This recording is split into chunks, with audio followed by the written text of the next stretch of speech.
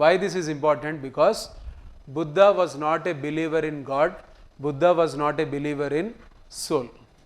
He never believed in transmigration and all these things. So people who had autonomy, who were almost Samanta kings, next Mahabhoja, they were directly under the administration of the king. Next coming to Senapati. Senapati, these were the people who were dealing with troublesome areas.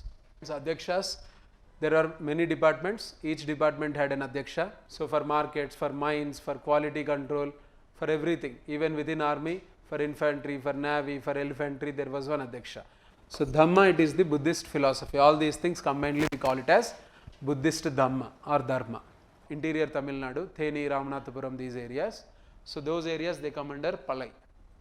So there the profession of people was robberies. They had nothing else to do, robberies. Their god was Korravai.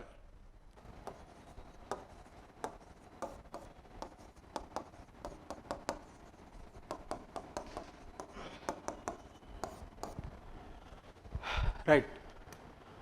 So the earlier ones knows it. History, in every prelims paper, the number of questions from history, they would be somewhere around 50. So you can say sometimes it would be 17, sometimes it would be 14, but on an average, you can definitely presume that every year in prelims paper from history, art and culture, you would definitely get somewhere around 15 questions. So 15 out of 100. So definitely you must have a very sound idea of history, art and culture to clear the paper. So without history, you are not going to make it. First point.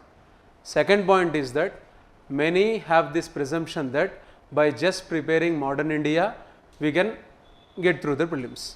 So we can ignore ancient India, medieval India, but there are substantial number of questions from ancient India, from medieval India, not just factual, but conceptual questions also. It can be feudalism, it can be some or the other kind, but you will get conceptual questions also. So you have to pay attention to ancient, medieval, modern as well as art and culture for these 15 questions which would make or break the deal. Okay? So now you got the significance, right? So now coming to ancient India, the first topic we will be discussing is the prehistoric cultures. So we have three things called prehistory, proto-history and then historic age. What is prehistory?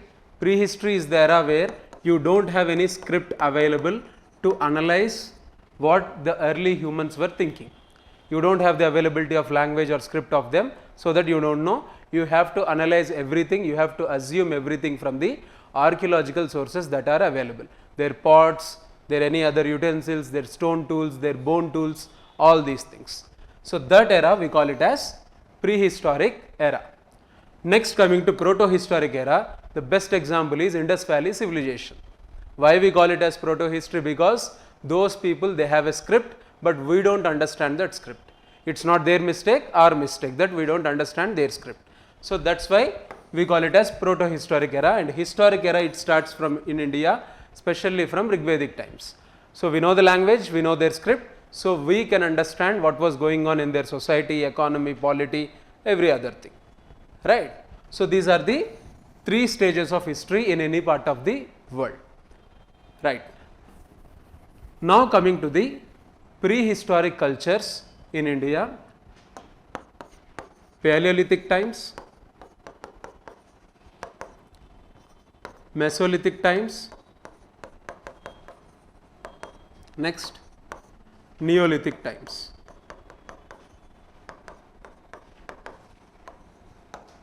So three eras.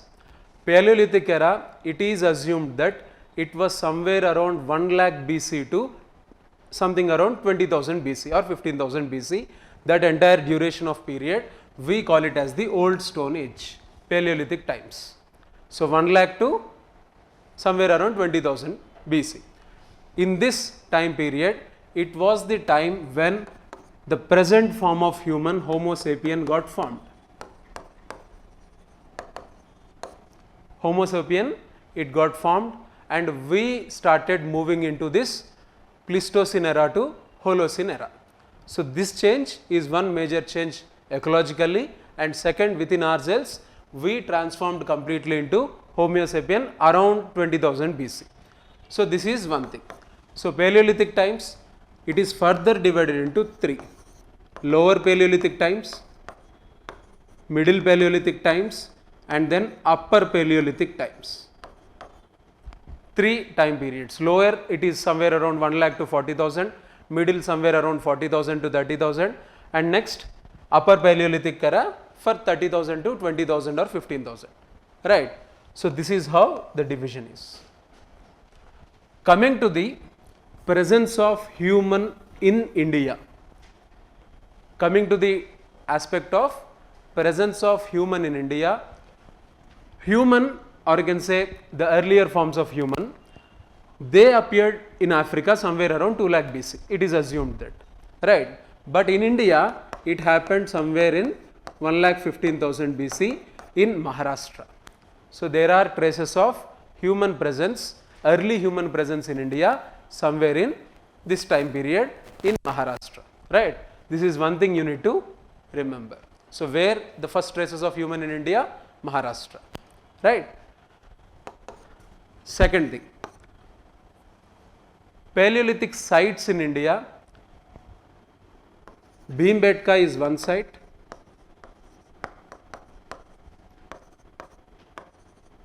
Boran in Maharashtra is one site, Belan Valley in UP is another site. Belan Valley in Uttar Pradesh, it is another site. So these are popular places where we find Paleolithic cultures in India. We can't call it as Paleolithic cultures as such, they were all Paleolithic sites. Belan Valley, Bhimbetka, this thing and all that, right. So Boran in Maharashtra and all these places. For your info, the first tool that was discovered of Paleolithic time was the Pallavaram hand axe in Tamil Nadu.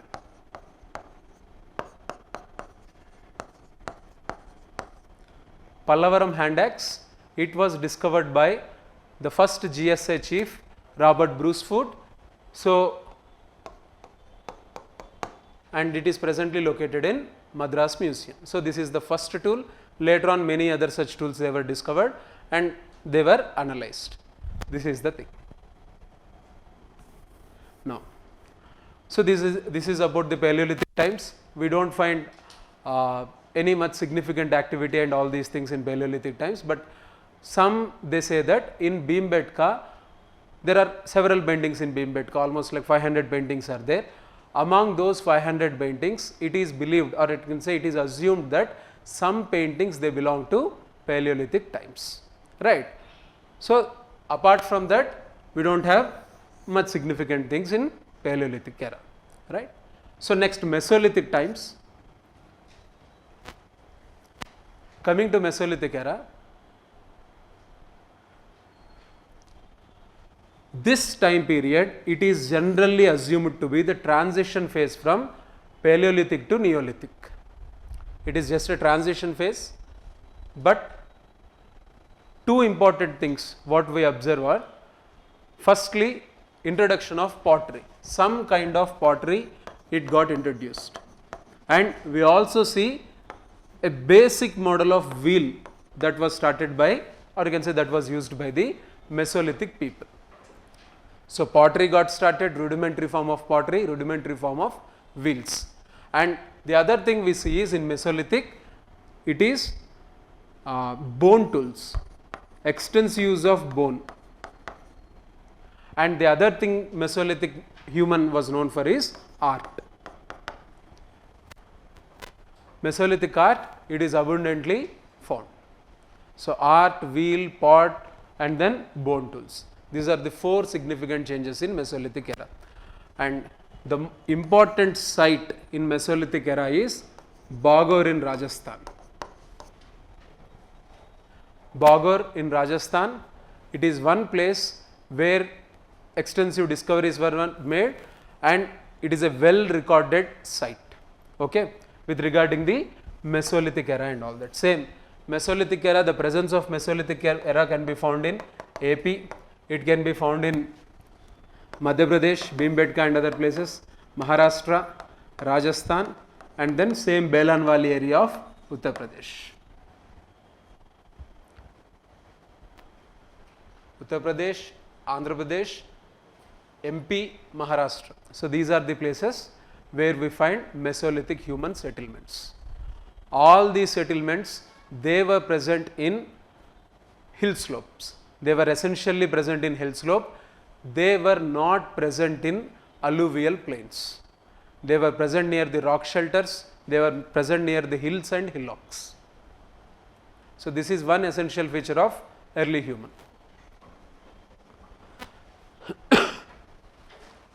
Mesolithic man. Next.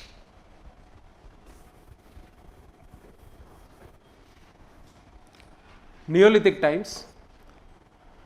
So this era, it is also called as Neolithic Revolution.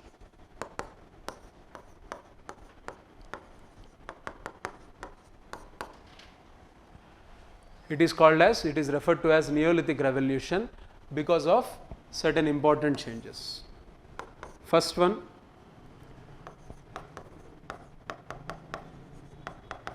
agriculture. Most important change that human underwent was, human started moving from this thing, hunting and food gathering, to production of food on his own. This is the first thing. So agriculture, this is the first thing. Second thing, what we observe is family system. Family system, pottery, extensive use of wheel, and Neolithic times, the other thing we find is families as well as some kind of rudimentary villages, settlements, communities and all that, they were all created. And this is the time when Neolithic era is the time period when humans started venturing into plains, moving away from hillocks and hill shelters. And we also see the other important change being domestication of animals. Domestication of animals is one thing. So this is why we call it as Neolithic Revolution. Coming to important Neolithic settlements in India. So there are three areas. The first area being northwest zone, second area southern zone, third area we can call it as eastern zone. These are the three zones in which we can clearly observe Neolithic settlements. Northwest zone is the place of Punjab, Jammu, Kashmir. In that we observe it. Second, in southern zone, we can see lot of Neolithic settlements in Karnataka and Andhra Pradesh, Piklihal, Tekkalikota, there are all such places. And in eastern zone, in east, whenever we say east, it means UP, Bihar area. So the Mirzapur district and Allahabad district parts of Uttar Pradesh. So in northwest, Burjahom, Mehergarh, these are the places. Right?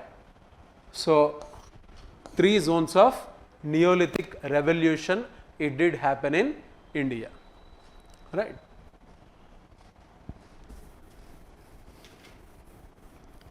But the tools were same. See, the size of the tools was also reducing from Paleolithic times to Neolithic times. By Neolithic times, what we observe is microliths.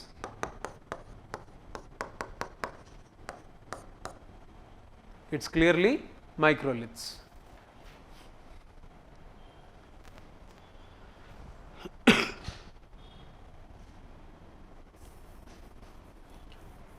The size of tools, it was reducing and by this time microliths they came into use and bones were extensively used.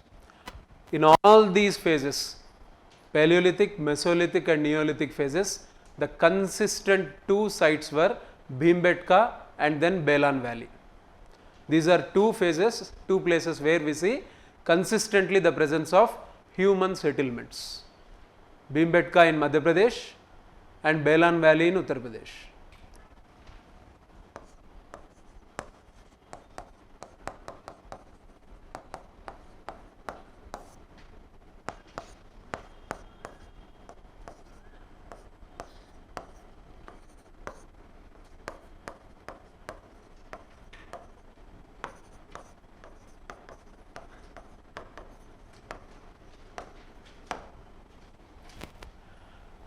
Chalcolithic era.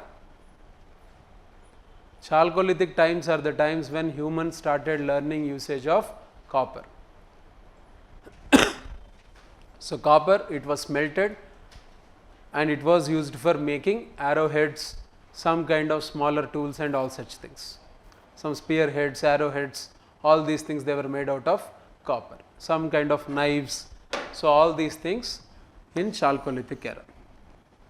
But the important thing here you need to observe is, till now we use the term settlements, but from now on we use the term cultures. So, Jorve culture, Kayata culture, Ahar Banas cultures, because large settlements across India, for example, Jorve culture, it is in Maharashtra. So, many parts of Maharashtra they were under this culture, right. Next, Ahar Banas culture, it is in Rajasthan. Kayata culture, it is in North India.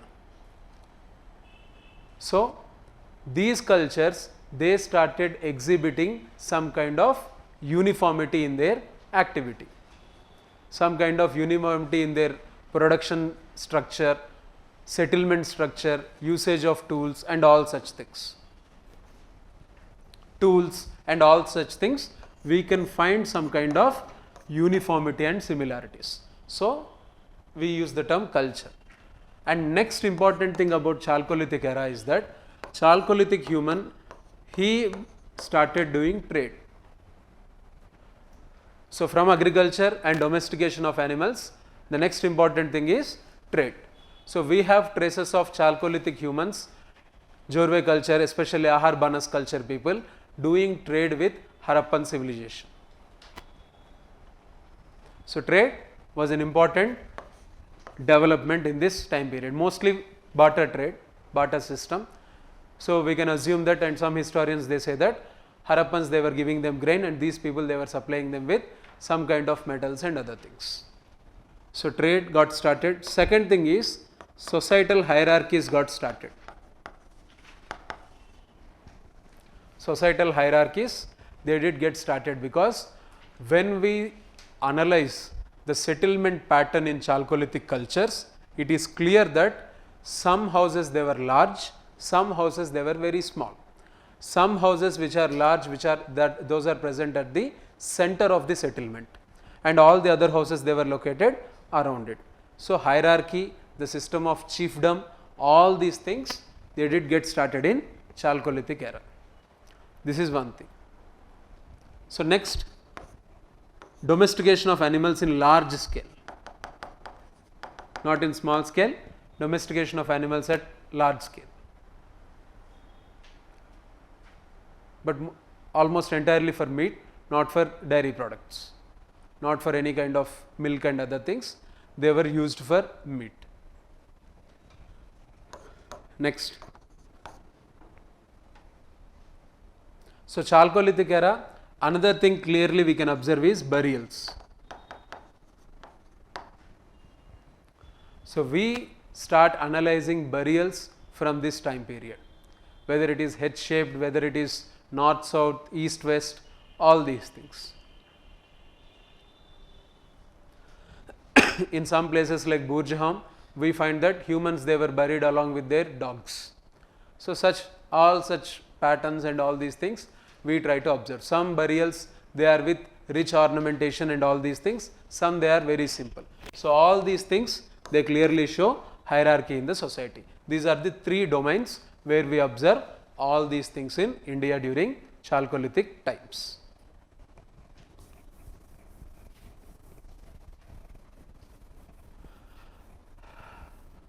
Right. So, this is the thing. Anything missing? Right. Next.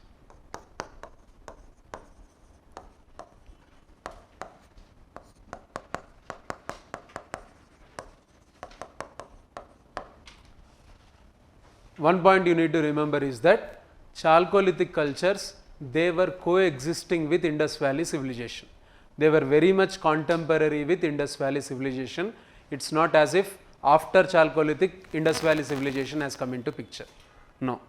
So, Chalcolithic and Indus Valley civilizations, they were very much contemporary in nature. And another point in Chalcolithic era I forgot to mention is, people there, they were using mud bricks. Clearly, sun-dried mud bricks, they were used for settlement creation. This was another improvement, mud bricks in Chalcolithic times. So, you can add another culture, Malwa culture in the Chalcolithic thing. So, the total 4. Right. So, now Indus Valley civilization.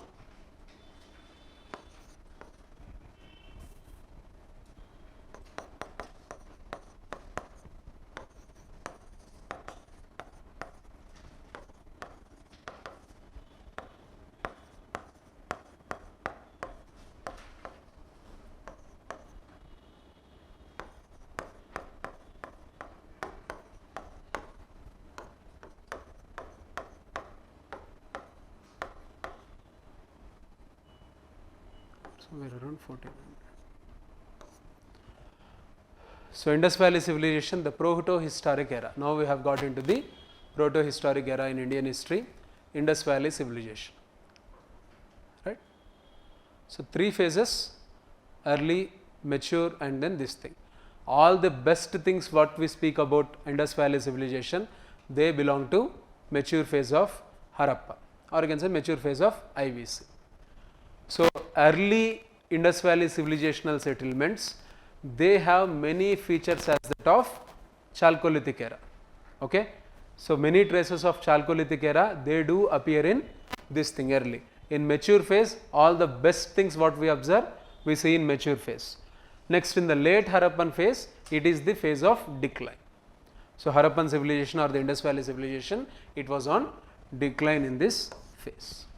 Now, coming to the extent of Indus Valley civilization, it is almost like 8 lakh square kilometers, very large, 1/4 of the size of India, present day India.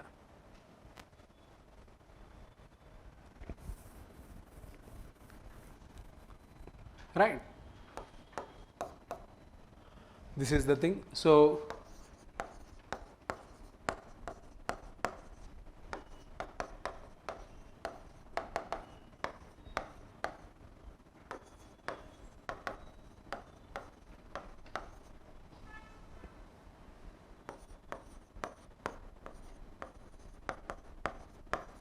north, east, south, west extreme points of Indus Valley civilization. Burzahom in the north, where we see the dog and human burials, Alamgirpur in Uttar Pradesh, Daimabad in Maharashtra, Surkatoda in present day Baluchistan Afghanistan border. So, these are the 4 extreme points as of today, where we see the extent of Indus Valley civilization and all these things.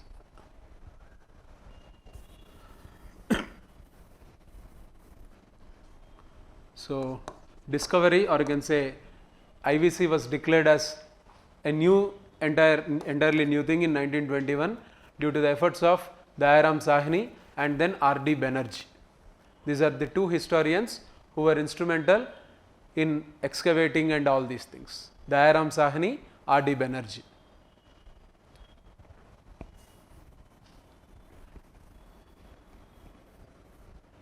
Right. So, Dayaram Sahni, he discovered Harappa, R.D. Banerjee, Mohenjo-daro. So, later on many other historians, they added up so many sites to Indus Valley civilization. Now, coming to this, the first significant feature of Indus Valley civilization is town planning.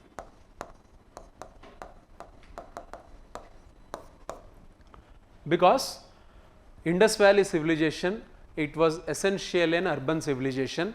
All the settlements what we have observed in Indus Valley, it can be 100, 200 sites.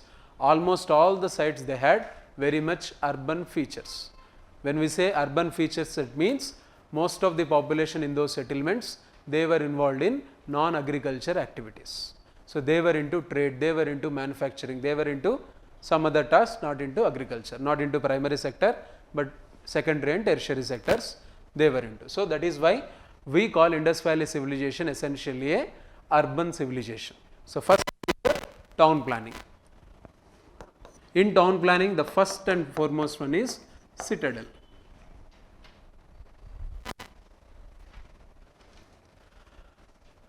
Citadel, I think new series has come up, right? Priyanka Chopra's. So, citadel is nothing but a protective wall around the settlement. So, generally Indus Valley city, it would appear like this: the citadel part, upper city, and then lower city. So, this is how generally the settlements would be in this thing. So, citadel is one important feature. In citadel, we have seen granaries, and it is in the same citadel we found Great Bath of Mohenjo-daro, and we found the Priests College of Harappa, and granaries of Harappa, Mohenjo-daro, Great Bath of Mohenjo-daro, the Priests College, some important statues, all these things we found them in the citadel part of the cities. It can be Harappa, it can be Mohenjo-daro, it can be anything. Only settlement without a citadel, without this protective wall thing, is Chanhu-daro. Chanhu-daro is the only settlement with no citadel.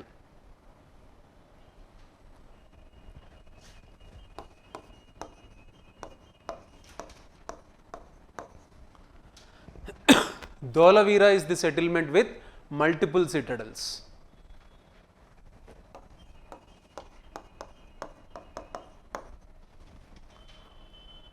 Okay. All the others, Ragigadi, Banwali, Kalibangan, they all had citadels. First important feature is citadel. The second important feature is grid pattern. Grid pattern of city planning.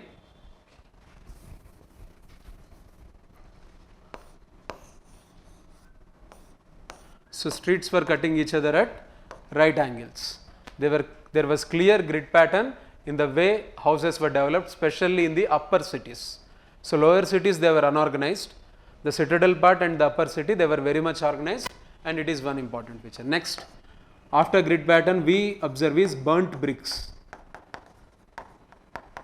Large usage of burnt bricks, and then multi-storied buildings, and we can even say drainage system, well defined drainage system. Some places it was even underground. So, all these are features of town planning in Indus Valley civilization. Burnt bricks, why they are important? They are strong, and even in those times many civilizations, Egyptian, Sumerian, they were also not using burnt bricks. But here in India, people were very conscious about using burnt bricks, especially in the citadel part as well as in the upper city part. Okay. Stone structures we find only in Dholavira. Rest of all the cities we see burnt bricks or mud bricks, but stone clearly seen in Dholavira. Dholavira is also famous for its water storage mechanisms.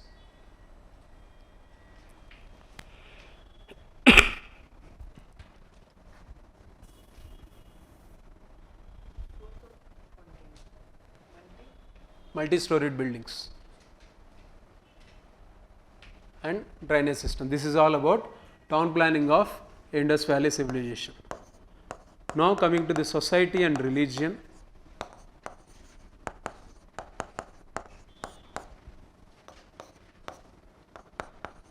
So, what we see is traces of matriarchy or matrilineal society. This conclusion we came to this conclusion because the Sumerian, Mesopotamian civilizations, they were matriarchal civilizations. So we assume that Indus Valley might be matriarchal. First thing. Second thing is, definitely Indus Valley society was hierarchical society.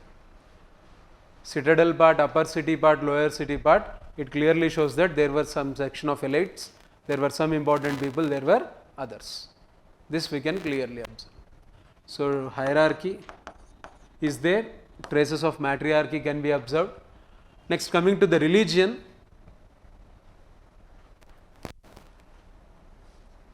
so three things. First thing is, we find the statue, one statue of Mother Goddess, so that represents fertility cult. So Mother Goddess representing fertility cult, Indus Valley people worshipping her for crops as well as children. Mother Goddess, the statue of Mother Goddess for fertility. Second thing, seal of Pashupati. Seal of Pashupati is second thing. Next, we observe strong tradition of phallic worship. Strong tradition of phallic worship here in IVC. And we assume that there was nature worshippers also. There were nature worshippers also. Right. So, Mother Goddess, Pashupati, phallic worship, and then nature worshipping. Phallic worship means worshipping genitals of humans for fertility. Okay. So, this thing, it is present across the cultures, across the world. So, here also we find traces of phallic worship. So, religion wise, these are the things we observe in Indus Valley civilization.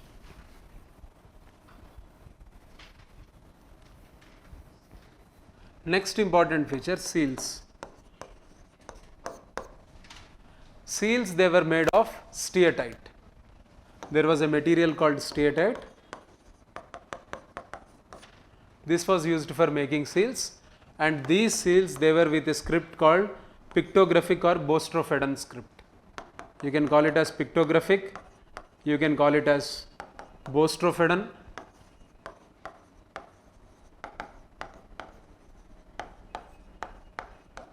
You can call it as logosyllabic. Some attributed it to Dravidian languages, some attributed to Sanskrit language. There is no clarity. So, steatite is the material.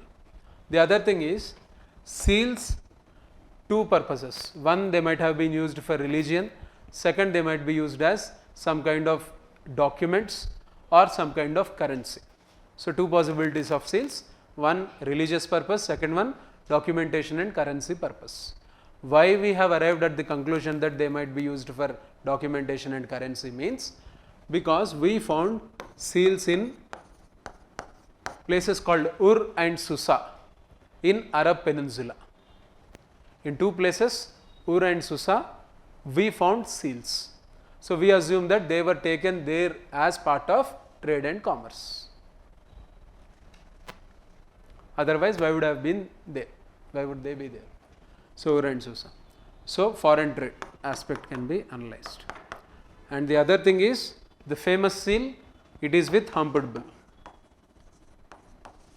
Humped bull, unicorn, Pashupati, Gilgamesh, all these, they are the other seals, other famous seals. Gilgamesh is a fighter, so we can find him even in Sumerian civilization and all that. So, similar warrior we can find him in the seals of Indus Valley civilization. Gilgamesh, humped bull, unicorn. So, mythical animals like unicorn. So, this is about seals. Next,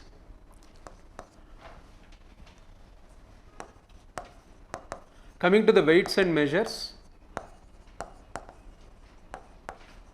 all the weights, they were in the multiples of 16. Weights in the multiples of 16. Next, so scale, it was almost like 1 foot. So, scale almost to the size of 1 foot. An ivory scale, it was discovered in Lothal, one of the settlements, Lothal. Lothal, it is the site with dockyard.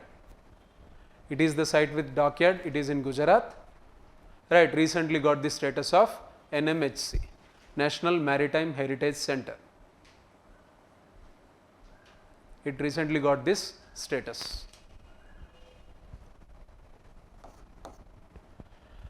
I think during Gujarat elections it got this status, right. So, this is one thing. So, weights and measures, this is the thing. Next. Burnt bricks, town planning, socio-religion. So, this is the thing. Next.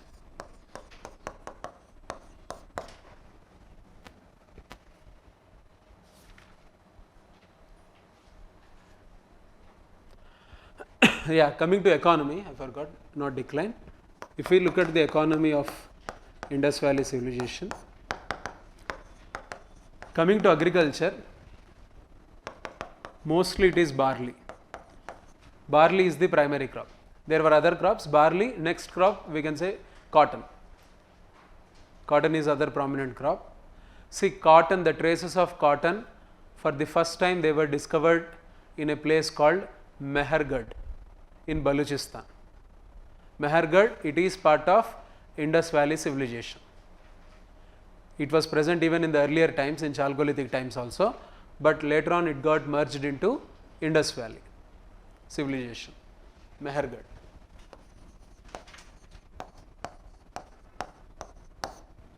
Okay, this is the thing. Largely Indus Valley civilization people, they had no idea of ploughing the soil. Ploughing the soil, largely they had no idea. There are only few settlements with ploughed fields. Few settlements with ploughed fields. For example, Kalibangan. Kalibangan, we find ploughed fields. In Banavali, Kalibangan, ploughed fields, and then Banavali, we find clay model of plough. We find clay model of plough. Otherwise, largely they were not using ploughs. A smaller device called ploughshare, it was used for agriculture. These two are exceptions, right, like Chanhudaro being an exception. Next. So, barley, rice, wheat, some kind of maize, some kind of, so even cotton, all these things they were grown. Second, coming to the crafts and manufacturing, the first thing obviously would be weaving. So, weaving, they had idea. Next, making of terracotta toys. Terracotta, it is glazed earthenware. So, mattini kalchin tarvata chesede terracotta, right. So, terracotta toy making is another important industry. Weaving, terracotta. Next, copper smelting. So, we have statues, the famous bronze dancing girl statue of Mohenjo-daro.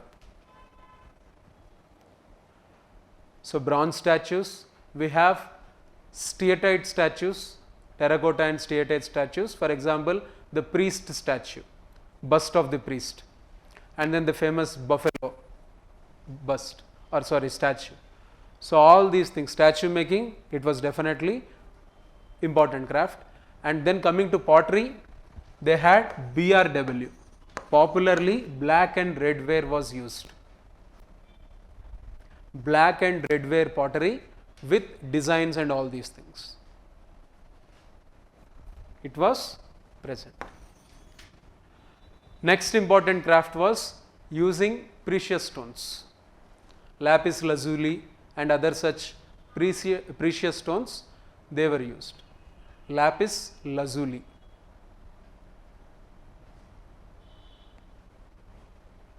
Right. So, coming to trade,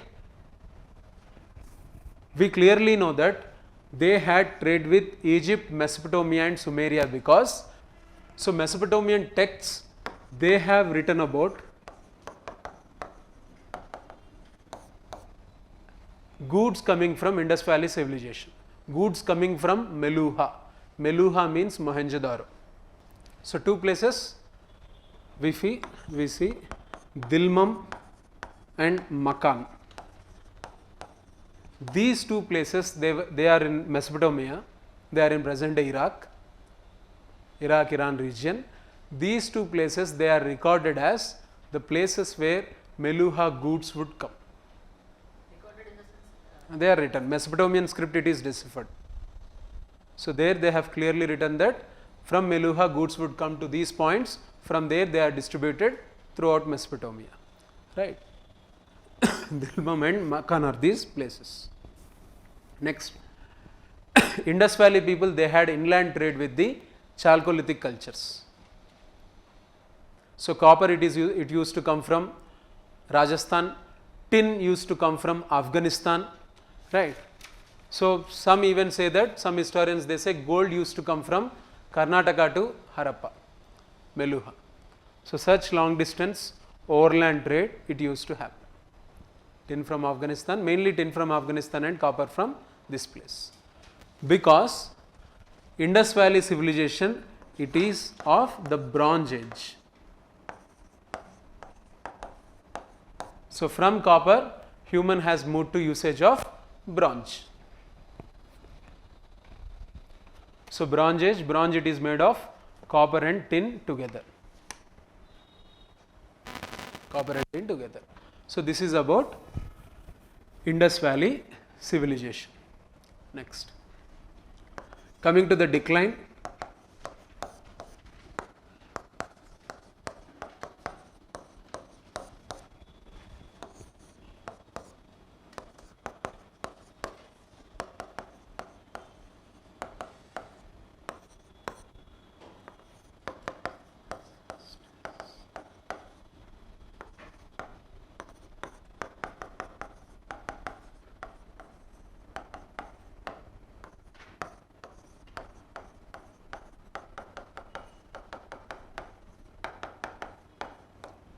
Four reasons.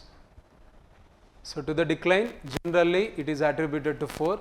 Some they argue that there were attacks, invasions did happen by some new group of people who were having weapons, because in Indus Valley civilization we can see everything except two, horses and then weapons. These two we can't see in Indus Valley, because Indus Valley people, they were not into wars. We don't find any offensive mechanisms being developed in Indus Valley cities. Horse, the traces of horse bones, they were found only in Surkatoda. There is a place called Surkatoda, only there we find horse like animal bones. Otherwise, IVC people, they know everything except horse. Okay. Next, they had we found no traces of offensive weapons. In all the layers of Indus Valley civilization sites, there were almost like 7 layers in some places. In all these 7 layers, we couldn't find any offensive weapons. So it is believed that some people, they invaded, they have destroyed the cities and they have occupied the areas. Some parts, they got affected because of repeated floods and earthquakes. Because Indus River, it used to flood these areas repeatedly. Again, people used to make settlements. So flooding was a repeated phenomena. So floods can be the reason, earthquakes can be the reason. Some they attribute it to epidemics. So some diseases, sudden outbreak of diseases in some places, and some they observe that it might be due to desertification, extension of Thar desert, and the soil quality got declined in Sindh and certain parts of Punjab. So this can be the reason. Due to all these reasons, we find de-urbanization of Indus Valley civilizational settlements. Some places they have even went back to Chalcolithic era, right. So this is about Indus Valley civilization. So what are the origins of the Origins of the Aryans? no, next topic kada adi Valley tarvata kada Aryan vastadi. They had invaded, right? So No, next topic when we start I will discuss the Aryan thing. Okay, next.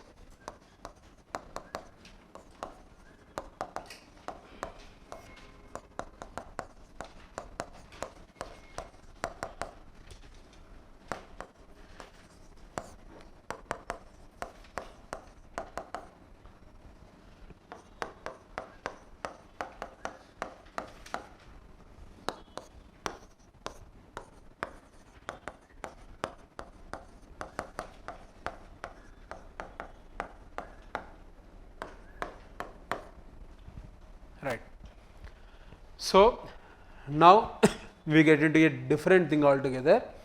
So, from here history would start off in a linear fashion. So, completely linear fashion, because after Indus Valley civilization we see some kind of what you can say reversal of history, some kind of the line got cut off there. But here, from here on, it would be a straight line, linear progression of history can be observed from this time period. This is why it is more important, because even today we follow the same Vedic culture, religion and all these things. So, from here it is linear progression of Indian history. IVC got an abrupt discontinuity. So, fine. So, coming to the Vedic culture, which was brought in by a group of people called Aryans. So, who are Aryans? Generally it is believed that Aryans, they are a racial ethnic group, which is wrong. Okay? Aryan term, it is simply associated with language and at the most with some kind of culture, that is it. So, Aryan, it is a linguistic group, linguistic and cultural group. It has got nothing to do with ethnicity.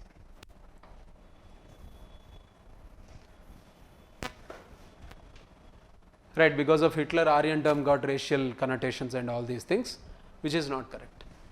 Right. So, linguistic and cultural. Coming to the place of origin of Aryans, there are several theories. So, some they say it is the steppes, Eurasian steppes, some they say it is the Europe itself, Germany and all these things, some they claim it to Central Asia, Kyrgyzstan area especially, some they say it is Arctic, some they even say it is Tibet. All these theories, they are in place with regarding the place of origin of Aryans. Okay? So, but the most accepted one is steppe European theory. So, they might have belonged to the larger steppes of Eurasia, Ukraine, southern Russia and Kazakhstan region. So, this is all in the same latitudes. So, that area is popularly believed to be area of these people, Aryans. And these areas, these people, they were horse based people, horse cultures, whereas Indus Valley civilization, these things were ox based cultures. Okay? Horses, cattle was their main activity, pastoralists, completely pastoral with limited agriculture. So, these people, they have entered into India. We can observe their entry through several inscriptions like Bogaskai inscription,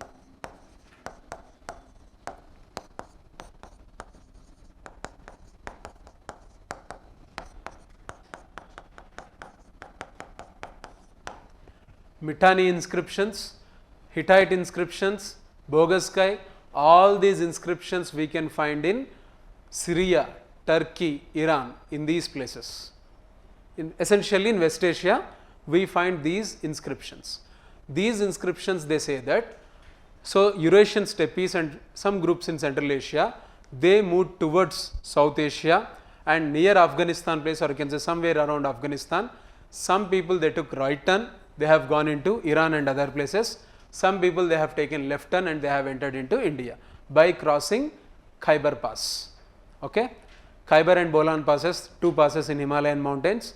So, most of the people who came to India from these people, Aryans to Alexander to Abdali, they all had to cross Khyber Pass. So, they entered into India. So, these are the inscriptions. So, that is how early Vedic Aryans, they got settled in the areas of Afghanistan, northwest frontier province and in Punjab. Okay? No. Is the Vedic culture introduced by Aryans? Yeah, obviously. Then who else? Then why don't we find the trace of those now in the Central Asia or Europe? Because those cultures, they got discontinuity. In India, but even now Zenda Avesta, the important book of the Parsis, Avesta, Zenda Avesta. If you observe Avesta book, so many traces of Sanskrit language can be found in Avesta. So, there is this thing, and even these inscriptions also, they clearly show it. But later on, the cultural discontinuity, it was strong in those areas, but in India we find something called resilience. That's it. So that is why Indian history it is defined by resilience. Those areas complete washout of the earlier civilizations and introduction of newer ones. Recently, there is news that Aryan invasion theory is completely false. Obviously, Aryan invasion didn't happen. Aryan invasion theory, whenever I said it because it is referred to by because of people like Max Muller and others. Only in some parts. Aryan invasion never happened. It's all about Aryan immigration into India. So whenever we say these things, we call it as Aryan immigration. Aryan invasion theory, that theory it is only specific to Indus Valley civilization, that too because there is some content regarding that. Okay, this is all Aryan immigration, not invasion. So the Vedic culture in Europe and No, there is no Vedic culture in Europe and Central Asia.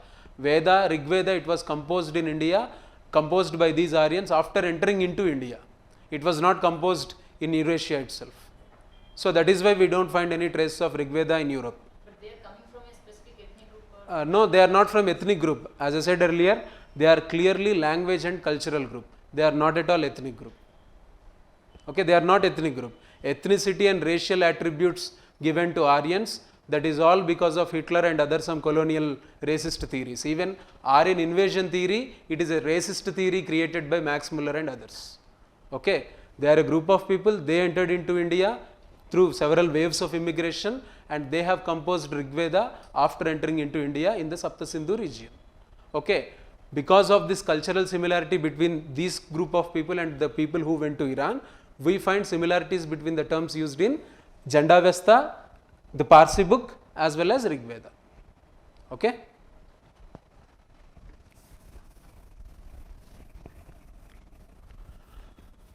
Right. So these people, these are the inscriptions regarding their entry over several waves, and essentially we find the references to Sapta Sindhu region.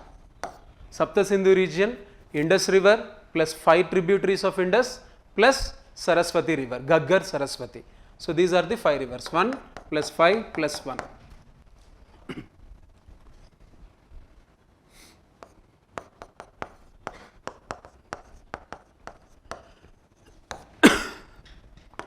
Coming to early Aryans.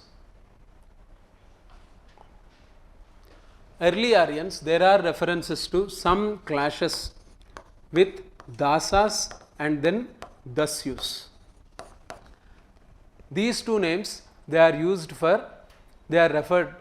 reference names for the locals who were there in India at the time of Aryan arrival. So we see that huge number of Dasas and other people, they have integrated themselves into Aryan culture. Some they didn't integrate, they had clashes. So that group they are referred to as Dasyus. Who were ready to accept Aryan culture were Dasas, who were not ready, they were called as Dasyus. So these two groups, they were subjugated, especially the Dasyus. In this process itself, we find certain references to destruction of cities by Aryans. Because in Rig Veda we find that Aryan god Indra, he has destroyed, he is called as Purandhara, which means destroyer of cities. So because of that we come to a conclusion that some Indus Valley cities might be destroyed by the Aryans. So that is why we refer to the Aryan invasion theory, because of this reference to Indra as Purandhara, destroyer of forts. This is the second thing, right. So next, coming to the social life of early Aryans. but those are celestial things, right? Who? Those Indra destroying. No, those are all mythical things, but we try to draw inferences from the mythical stories present in Vedas. Because for example, in later Vedas, we find certain stories where it is referred to as with the help of Agni, we move towards east. We infer from it that, okay, they have burned down the forests and they have moved from Punjab area to UP, Bihar areas. So we draw inferences from the symbolic things that are given in Rig Veda and later Vedas. And we have also this famous clash between Varuna and Maitreya. So from this we infer that it was a clash between the Kshatriyas and Brahmins. Okay, all these are symbolic terms that are used to represent real life incidents in Vedic Aryan lifestyle. Didn't we find any such religious texts in IDC? No, because it is all Bostroforden script, we can't infer it. Okay, we can't, we are not able to read it at all. Okay.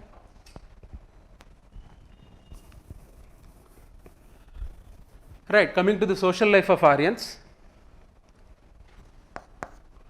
So, the Varna system, it was very much flexible, it was not a rigid thing. Flexible Varna system. So, women, they were included in all the things, political, social, educational things,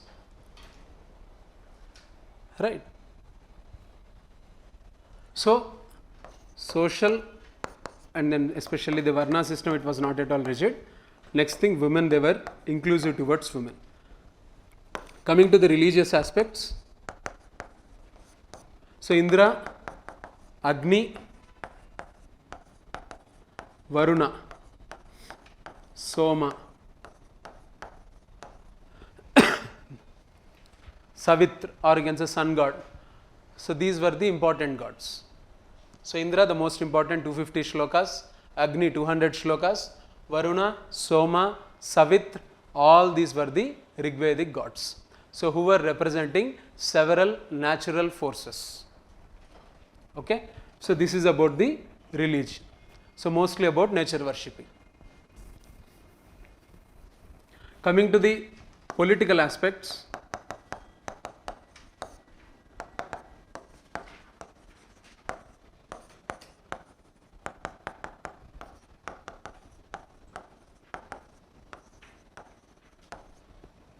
Sabha Samiti Vidata Gana. Chaptan. Chapkundala. See, Sabha is the house of elders. Samiti is the house of all. Sabha elders. Samiti, everyone can be part of Samiti. Right. So, Vidhata, it was executive councils. So, there were executive councils. So, where each group would be assigned with a specific task. Next, Gana, it is the fighting force. Gana, you can't call it directly as army. It was a fighting force mustered with the able men who can fight. So, it was, these were the four things. Okay. So, women, they were allowed into all these things. Essentially, they were not present in Gana, but in all the other three, women, they were allowed. They had full participation rights. So, there was election method of selecting the chief. There was no hereditary monarchy in early Vedic times. So, election used to happen and ablest person after qualifying certain tests and all these things. So, they were appointed as the chief, Rajan.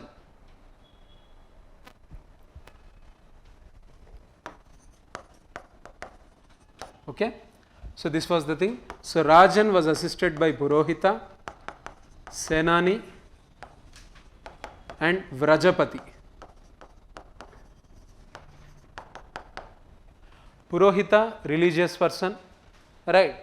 Senani, army chief. So, Vrajapati was the officer who was responsible for finding new lands, new fertile lands, finding them and even sometimes occupying them with the support of Senani and Gana was the responsibility of Vrajapati. So, they used to assist Rajan. So is this patriarchal from here, the patriarchy? No, here we don't find any patriarchy because women, they were having access to all these things. Women, they were having access to education also. So, we don't find any traces of patriarchy here. Here in Vedic times, early Vedic times essentially, there were provisions for widow remarriage. There was no sati system, right, and there were provisions for women education, widow remarriage and all these things, and there was no child marriage in Rigvedic times. So, Rigvedic times we don't find any social evils. Varna order was flexible. You can be a Kshatriya, you can be a Brahmin, you can change your Varna, no problem with it. And they were even integrating dasas into the Aryan culture, right. So, all these things, they were happening in the Rigvedic times. Dasas in the sense the existed ones. The indigenous groups who were present here. Okay. So, these were there, but we see slavery. The only thing we see is slavery, because slavery, thus use essentially who were not accepting the Vedic way of life, Aryan culture and all these things. So, they were subjugated and they were made slaves. So, that we see clearly. The only trace of patriarchy we find in Vedic times, early Vedic times, Rigvedic times, is that prayers in the Rigvedic shlokas, we see repeated shlokas of people expecting a son as child. That is the only thing. So, people were praying for male child. That is the only thing. Nowhere they were praying for female child, they were praying for male child. That is the only thing, and slavery is the other thing. These two are the traces of some kind of discrimination. So, executive councils. Vidata, it is a combination of executive councils where each council will be assigned with one kind or the other kind of task. So, Vrajapati. Right. So, all this is regarding the early Vedic times. Coming to the economy of the early Vedic era, these Rigvedic Aryans, they had no idea of iron. They were using bronze. So, the weapons, other things, they were all made of bronze. So, we find a term called ayas. Ayas in Rigveda means copper or sometimes even bronze. Next, Rigvedic Aryans, they were mostly pastoral, right, all these things. So, pastoral, cattle was the most important wealth. So, sometimes cows, they were even, cattle was even used as medium of exchange, currency. So, this was there. So, this is the reason why cattle was the most important reason for wars most of the time. So, wars, they were called as Gavishti, means something which is done for cow. Gavishti was the term used for war. And cow was referred to in Rigvedic times, especially cow was referred to as Agneya, means something should not be hurt, that should not be hurt.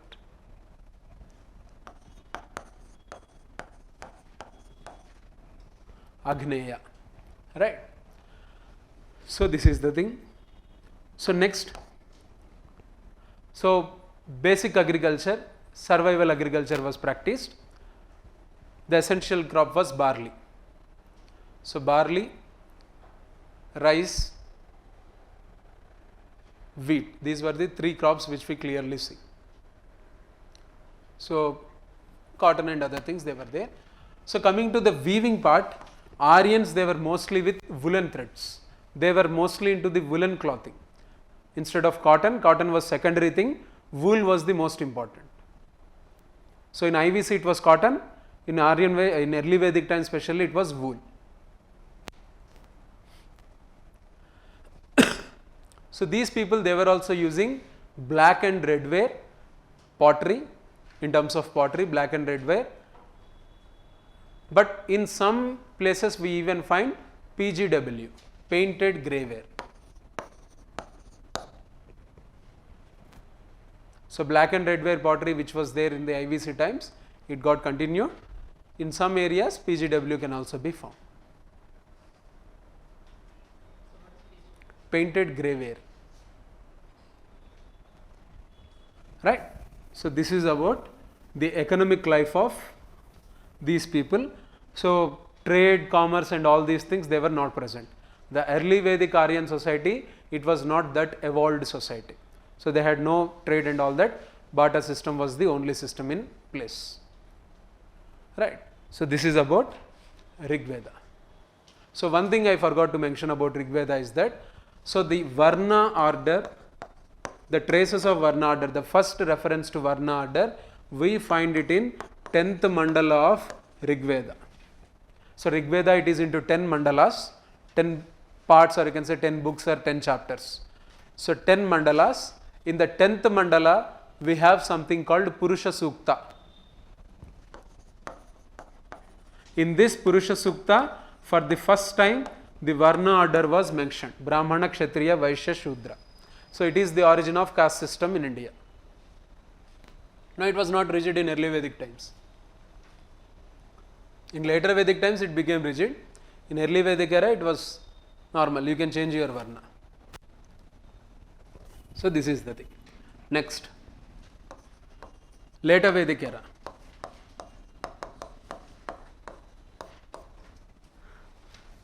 Coming to the later Vedic era, so it is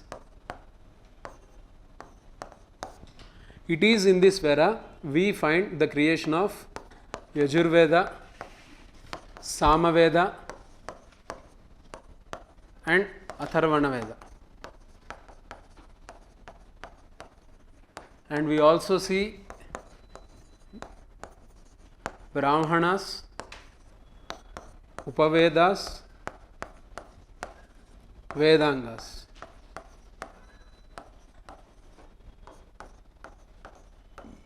Upanishads, Aranyakas.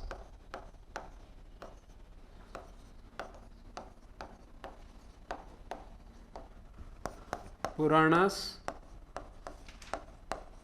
and then Itihasas. This entire corpus of literature combinedly we call it as Vedic literature. Vedic literature is not just the 4 Vedas. All the 4 Vedas they have Brahmanas, right? Each Veda it has got some or the other Brahmana. Okay? Next, each Veda it has got one Upaveda. Okay? Next, to read the Vedas you need the assistance of Vedangas. Without Vedangas you can't read Vedas, you can't understand the Vedas. Vedangas. Next, after all these things, Upanishads and Aranyakas they do come into picture. Upanishads and Aranyakas they are about the philosophy. They are essentially about philosophy. Completely about philosophy. So cosmos, universal man, supreme soul, human soul, all these things they are discussed in Upanishads and then Aranyakas. Right. So after these things we have Puranas and Itihasas. We have 18 Puranas, Ashtadasa Puranas, and Itihasas, Ramayana and Mahabharata. So leave Puranas and Itihasas aside, but till Aranyakas it is all Vedic corpus of literature. Okay? This is the thing. Brahmanas they are about rules and regulations regarding how to perform rituals. How to perform rituals, it is written in Brahmanas. Each Veda, one Upaveda. Okay? This is the thing.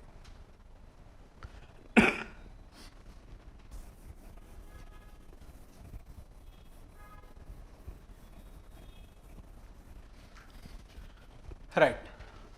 So coming, these were all composed in this 400 years. So later Vedic Aryan society. First and foremost thing, Varna system it became rigid. This is one thing. So Varna it became rigid. So women they were excluded from Sabha, Samiti, Vidata, Gana. So the provisions of widow remarriage, women education, all these things they were removed. So even child marriages they got started. So slowly society started becoming excessively patriarchal. Later Vedic Aryan society.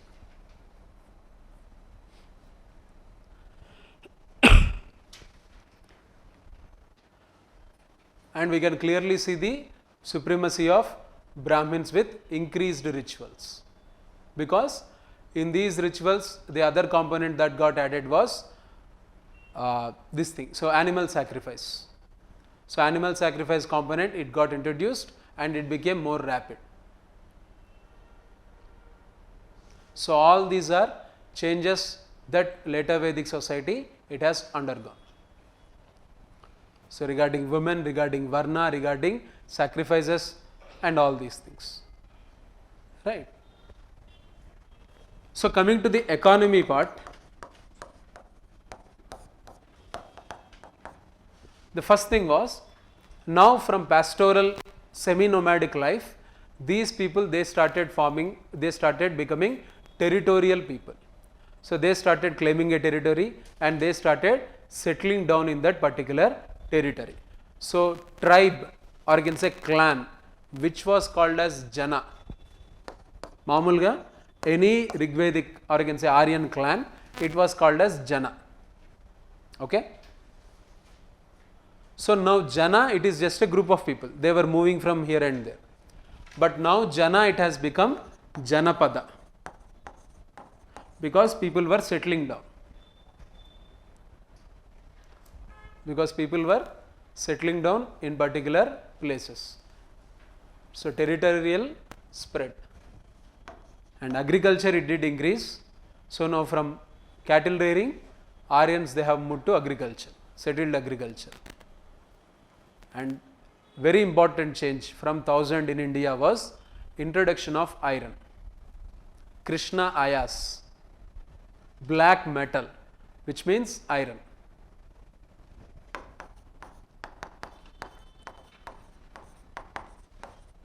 Krishna Ayas, black metal, iron was used by the later Vedic Aryans for agricultural operations, for wars and all these things. Next important thing is eastward movement of Aryans. Strong eastward movement of Aryans into UP and into North Bihar.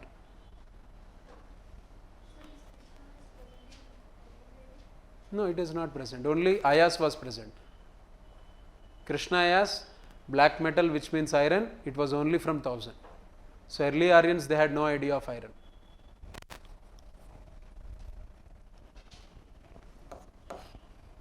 Next.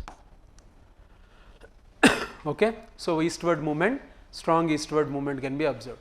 And another thing is, in later Vedic times, we see the starting of Nagara, which means town life started beginning in the Aryan, among the Aryans.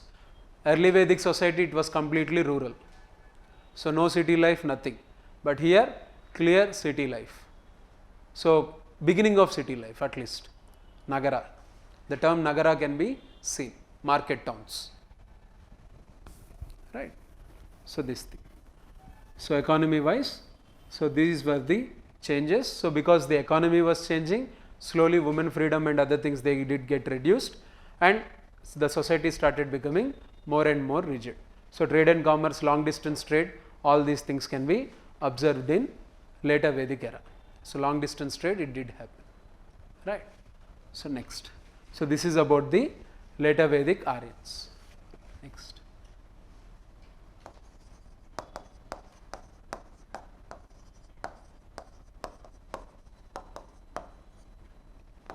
Sorry, I forgot to mention. Coming to the political changes in the later Vedic times.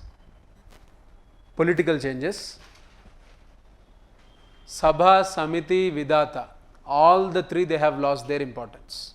Especially Vidata, it was totally given away. It was totally overridden. No Vidata at all. Sabha, Samiti, they have become very much nominal. Women were not allowed into all these three. Right. This is one important thing. Second thing, important political change was kings, or you can say kingship, it has become hereditary. So no method of election, nothing. So hereditary system, they did get started. So the beginning of monarchies in North India. This is one thing. So specially we see 3 yagas that were performed to strengthen the position of king: Rajasuya, Ashwamedha and Vajpaya.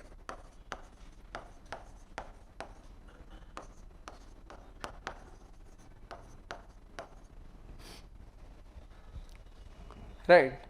So Rajasuya, it is all about getting coronation, so getting the legitimacy from the Brahmins and other important sections of the society.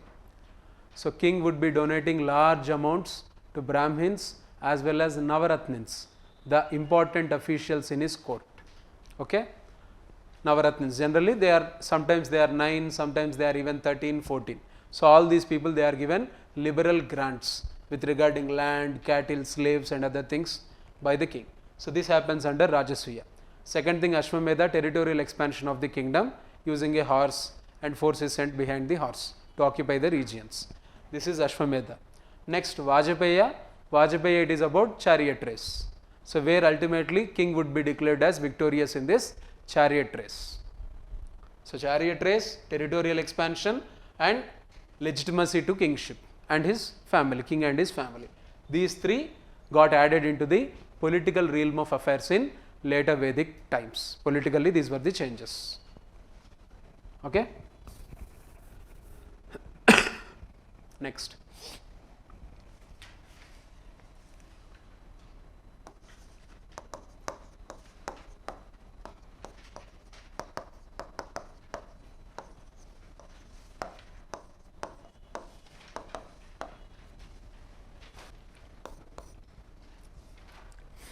Coming to the rise of Jainism and Buddhism.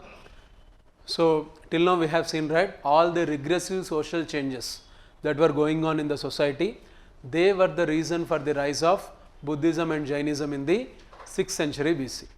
Okay. So, exclusion of women, exclusion of the lower caste, Shudras and all these things, all these they have led to some kind of social revulsion and rise of heterodox sects. Heterodox sects means the movements that rejected the Vedic way of life. Vedic social system, sacrifices and all these things, they were rejected by these groups. Not just Jainism, Buddhism, there were others like Lokayatavada, Charvakas, so Agnanas, Ajivakas, there were many such groups. 62 groups were created, almost 62 were created, among them only 2 could become full-fledged religions. All the 60, they became irrelevant over a period of time, or they merged into Jainism and Buddhism. Fine. So, this is the thing. So, coming to Jainism, the first one, or you can say the early one, Jainism, it says that, or you can say we can clearly say that it didn't get started in 6th century BC. It was somewhat earlier, because Jainism, it claims 24 Tirthankaras were present. So, total of 24 Tirthankaras, the first one being Rishabhanada, first one. So, what Jain texts say is Rishabhanada is a prince of Ayodhya and a relative of Rama. We don't know how far it is correct, right? So, it is claimed so. So, next there were such 24 Tirthankaras, Dharmanatha, Neminatha, all these people were there. 23rd Tirthankara was Parshvanatha, 23rd. Some Jains, they even say that one of these 24 Tirthankaras was a woman. Some they don't accept it. So, this story is also there, this dispute is also there. 24th one is Vardhamana Mahavira, who is clearly a historical person, about whom we have literary archaeological evidences. Vardhamana Mahavira. So, Vardhamana Mahavira, he belonged to Gnatrika clan, something called Gnatrika. Gnatrika clan, which was part of the Vajji confederacy, which was ruling Vaishali in North Bihar.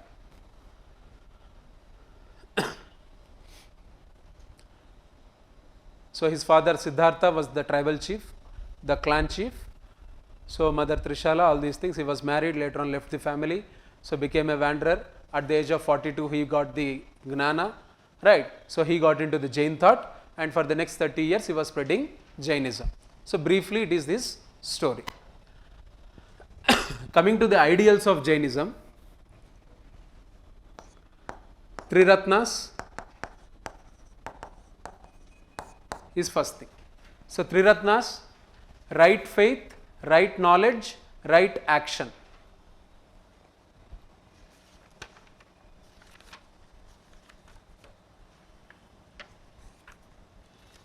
Right faith, right knowledge, right action. So, this is his first thing. So, next, apart from it, he added certain things called like, so Triratnas, and then 5 vows is the next thing. 5 vows, right. So, 5 vows. So, Satya, Ahimsa is the first thing, Ahimsa, non-violence. Satya is another thing, truth. Next, Achaurya, non-stealing. So, Chaurya means stealing, Achaurya, non-stealing. Next, Aparigraha, non-attachment, or you can write detachment. So aparigraha, non-attachment towards material things. Right. So ahimsa, satya, achaurya, aparigraha, these four, they were said by the earlier Tirthankaras. They were there already existing. Last fifth one got added by Mahavira, that is brahmacharya, celibacy.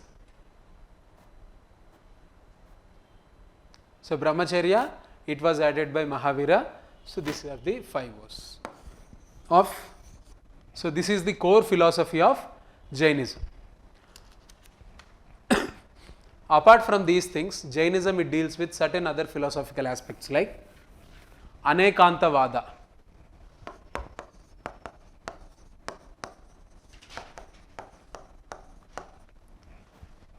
Anekantavada, it says manifold reality.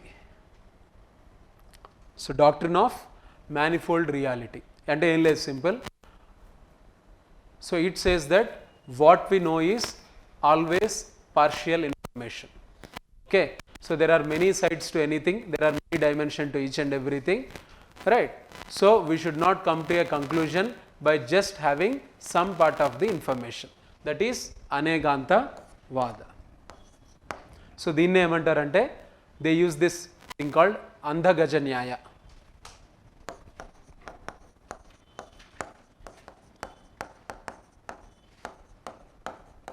Andhagaja Nyaya, blind man's elephant. The philosophy of, the example they give is Andhagaja Nyaya. So if you leave a born blind person into a room where elephant or elephant kind of figure is there, so he would touch the elephant, he would say, some they would say that elephant is like a tree, some they would say elephant is like a wall.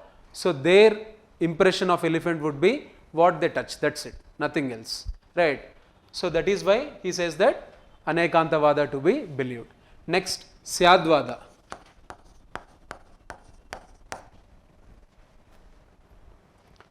So Syadvada, it says that it is the theory of conditioned prediction. Theory of conditioned prediction. It is Syadvada. Conditioned prediction.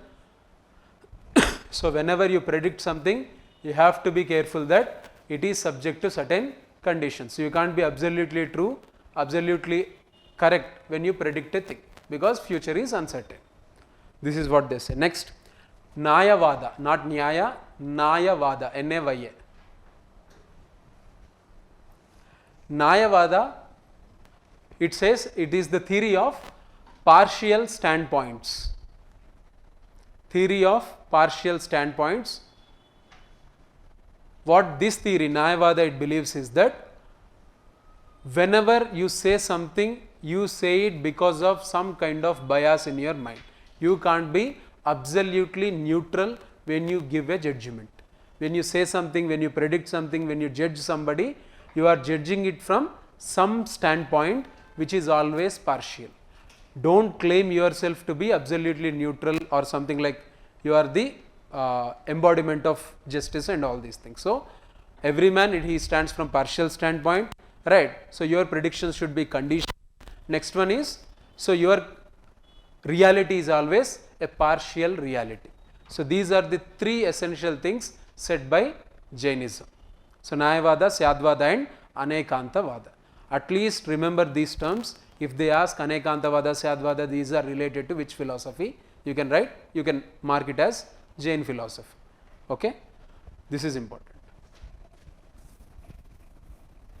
Because there was one such question regarding the philosophical thought process. So they would give 6 options. Out of that, some 3 or 4 would be of Jainism, 2 would be of Buddhism. They would say which of the following belong to Jainism. 1, 2, 3, 4, 1, 3, T, 4. They would ask something like that. So you should have the idea at least to eliminate the wrong ones. 3 Ratnas, 5 O's and all these things, they belong to Jain thought process. Right? So coming to the contribution of Jainism. So Jainism, it still has got relevance in India, especially in Rajasthan, Gujarat areas. So it is still relevant.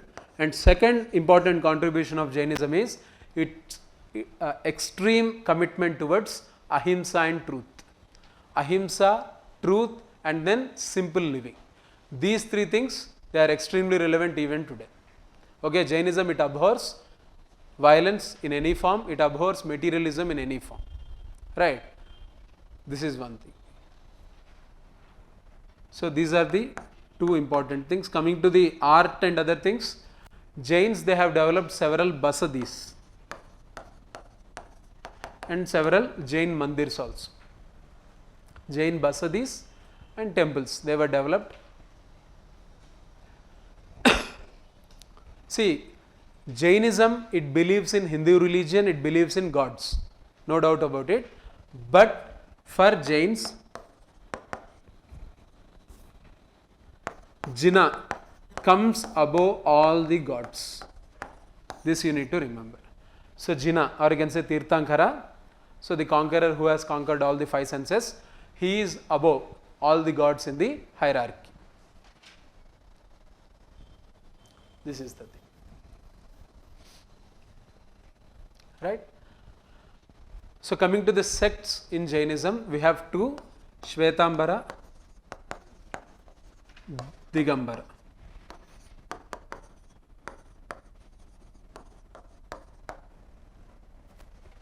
Shvetambara and Digambara, they have differences on several aspects. Okay, they have differences with regarding what books to follow. Shvetambaras, they follow Angas, books called Angas. Digambaras, they follow books called Purvas. Okay. Digambaras, they don't give equal status to women. They feel women are inferior to men. Shvetambaras, they give equal status to women. Right. So Digambaras, they believe that there was no woman Tirthankara. Shvetambaras, they say that no, there was one woman Tirthankara. Regarding the origin of Jina also, Vardhamana Mahavira also, they have two different stories.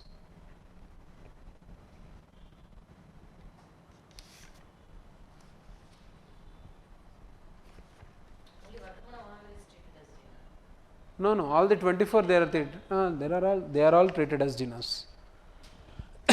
Note down the subsects within Digambaras.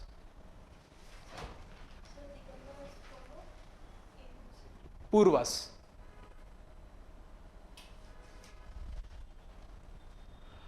So coming to the subsects within Digambara, the first one is Bisapanta, Bisapanta, Bisapantha, Terapantha, Terapantha, Tera, Terapantha. Next, Taranapantha,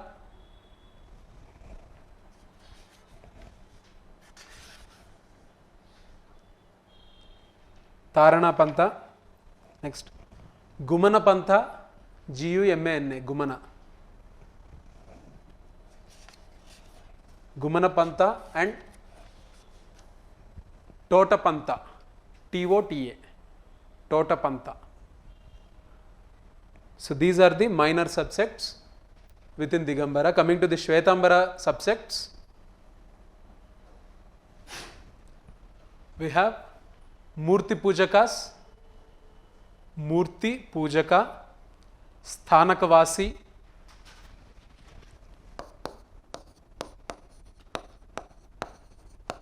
Sthanakvasi,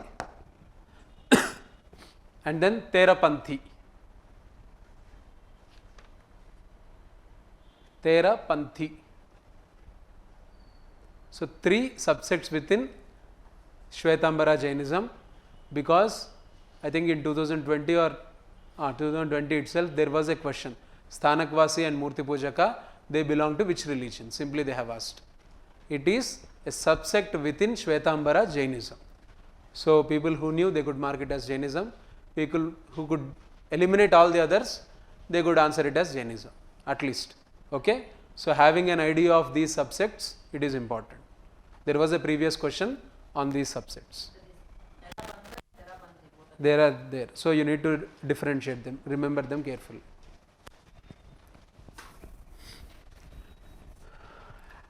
Right? Next.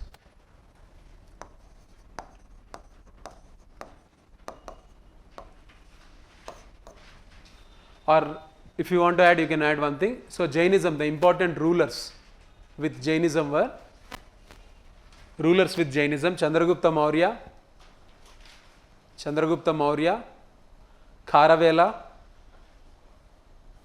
of Odisha,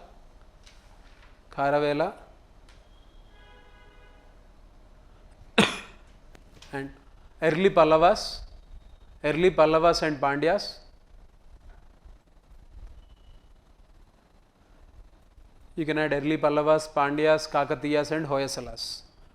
So the early rulers of all these southern kingdoms, they were strongly with Jainism. Okay, later on they all got converted into different things. So these were the important dynasties or rulers who have promoted Jainism. So now coming to Buddhism.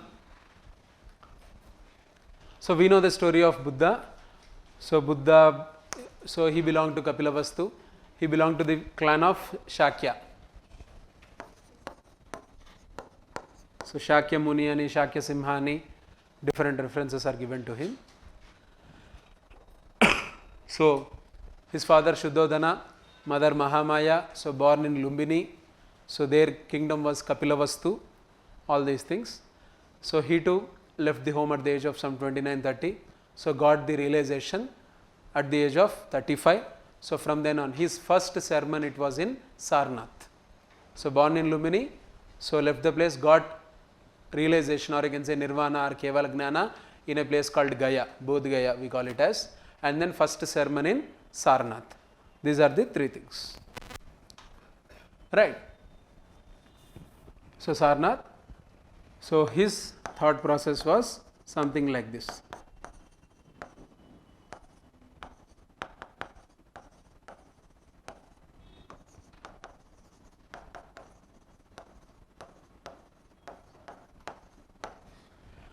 So entire philosophy of Buddha, these four things, core philosophy.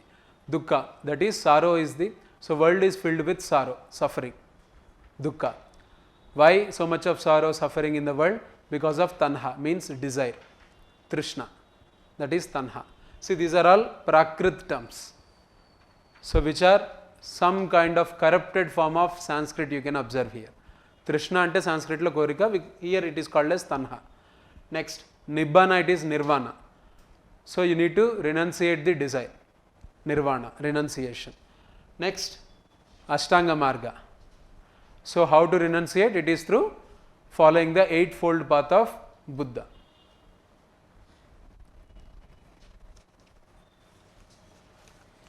So this is his philosophy. Right. So apart from it, Buddha, three things are important: Dhamma, Sangha and Buddha. So Dhamma, it is the Buddhist philosophy. All these things combinedly we call it as Buddhist Dhamma or Dharma. Next, Sangha, it is the institution started by Buddha where the bhikkhus or Bauddha bhikshus, the Buddhist monks, they would come together and they would organize themselves as Sangha. Sanghas, they are one of the early institutions with democracy, fully democratically functioning. Right, elections were held on every full moon day for all the important decisions to be taken. Next, Buddha. So Buddha is nothing but realization, the thought process. Okay, so these three things, they are the most important according to Buddhism.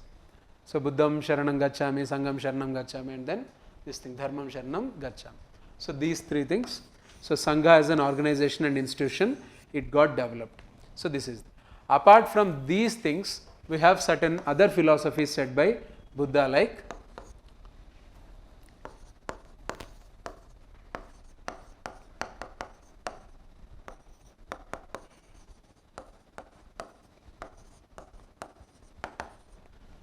Sopadesiya Nibbana Dhatu. Sopadesiya Nibbana Dhatu. Why this is important? Because Buddha was not a believer in God, Buddha was not a believer in soul. He never believed in transmigration and all these things. So he felt that whatever you do, you have to suffer or you need to face it in the present life itself. Right. So according to this philosophy, there is no soul, there is no transmigration of soul and all these things, no next janma and all these things. Right. So this is one thing. The second thing what he says is, in the same person there are 10 realms of life. In one individual, in his brain, there would be 10 realms of life. The highest stage is Buddha. Anyone can become Buddha, right, by practicing these things. And the last stage it is of Pretas and Rakshasas, where their presence would be hated by their own people. So either in the same life, using your same brain, you can be a Preta Rakshasa kind of menial existence kind of thing, or you can achieve the status of Buddha. Okay, this is all possible with your same body and mind. This was said by Buddha as part of Sopadesiya Nibbana Dhatu. Right. Next philosophy, it is Panchakhanda philosophy. It is the way in which humans react to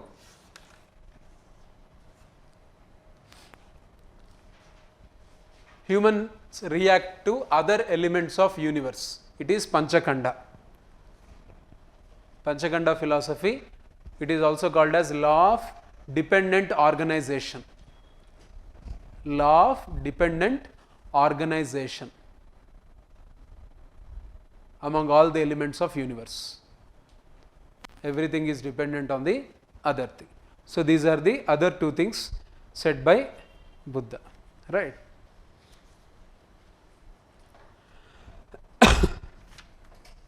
Right. So this Panchakhanda philosophy, it is also called as Paticca Samuppada.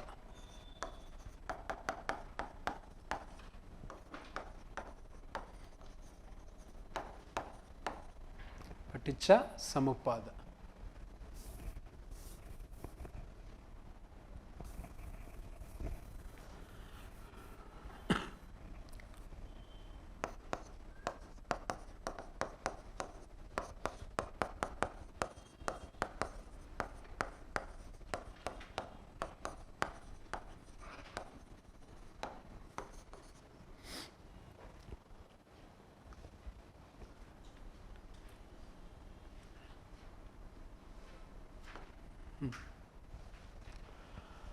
So coming to the patrons, important patrons of Buddhism, Ashoka was the major convert into Buddhism, right. So he was the one who did spread the entire Buddhist thought process throughout the world. And then next important being the foreigners who have entered into India, Indo-Greeks and then Kushans, especially Kanishka. So Kanishka took great care with regarding the spread of Buddhism. So they are the important ones. So there were others also. Ajatasatru, he was a good friend of Buddha, right. So all these things were there, but these people, they did properly convert themselves into Buddhism. So this we can clearly see. So there are many other regional kings also who got into it. The women in Shatavahana dynasty, the women in Gupta dynasty, all these people also, they did promote Buddhism.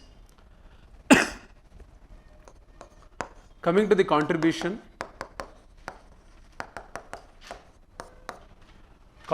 of Buddhism. So the philosophical part is always there. So that is why Buddha is referred to as the light of Asia, because almost entire Asia, it did took up this Buddhist thought process. Before the advent of Islam, even Turks, they were into Buddhism. Okay, because of the advent of Islam, Turks, they went into Islam. Otherwise, so from West Asia till Japan, it was all Buddhist thought. It was having strong presence in these areas. First contribution. Second important contribution is to art. Three schools of art, we will discuss it later. So Gandhara, Madhura and Amaravati. Within India, these three schools of art, they were developed because of Buddhism. Gandhara, Mathura and then Amaravati. Next important contribution, caves. So caves, cave paintings, viharas, all these things. Chaityas, viharas, all these things. Next important one is stupas. So, individual isolated separate structures called stupas were developed. These stupas, it is said that they are inspiration to temples. So, they are the first constructed religious sites in India, stupas. Okay? So, stupas, caves, cave structures, next paintings, art forms, 3 schools of art, the thought process, all these things, they are the contribution of Buddhism. So, coming to the overall contribution of Buddhism and Jainism, if you see, first thing is Buddhism and Jainism, they could challenge the social order, existing Varna system and all these things. Second thing is they could resist the rituals and sacrifices. They could strongly protest against it. This is the second thing. Third thing, they spoke about equality. Largely they were for equality and all these things. And then they could develop separate schools of art and architecture. So, these things, they are the contribution of Buddhism and Jainism to Indian society. Right? Coming to the sects within Buddhism, we have the first sect being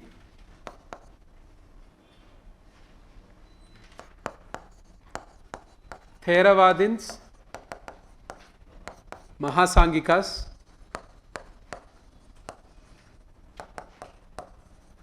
next Mahayana, Hinayana, Vajrayana. So, these are the 5 available sects in Buddhism.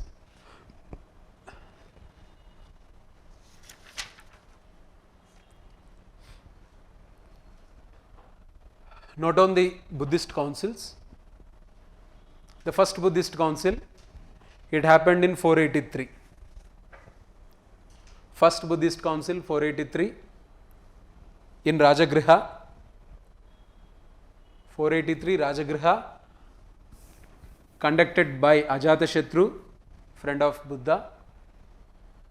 Ajatashatru. The head of this council was Mahakashyapa, Buddhist monk Mahakashyapa was the head. 483 Rajagriha, Ajatashatru, Mahakashyapa. What happened in this first council? Tripitakas, Buddhist books called Tripitakas, they were composed. 3 Pitakas.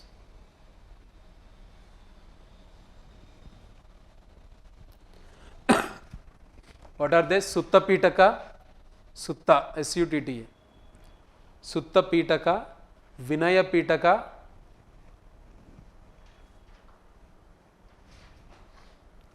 and then Abhidhamma Pitaka. Abhidhamma Pitaka. 3 Pitakas composed in the first Buddhist council. So, it is believed that this first Buddhist council, it happened immediately after death of Buddha, right? Second Buddhist council, 100 years after this, correctly exactly 100 years after this, second council 383.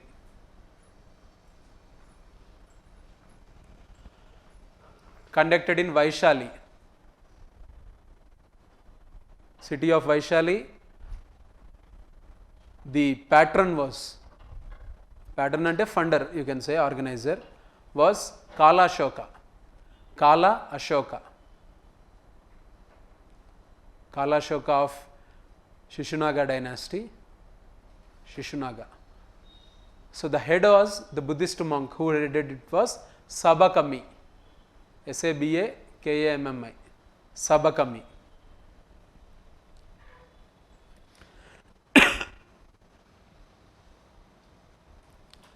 So, the important thing that happened was creation of Theravadins and Mahasangikas.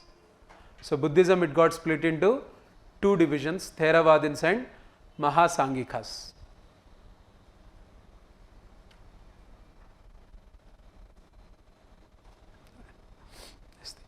So, next third council 250 BC in Pataliputra by Ashoka.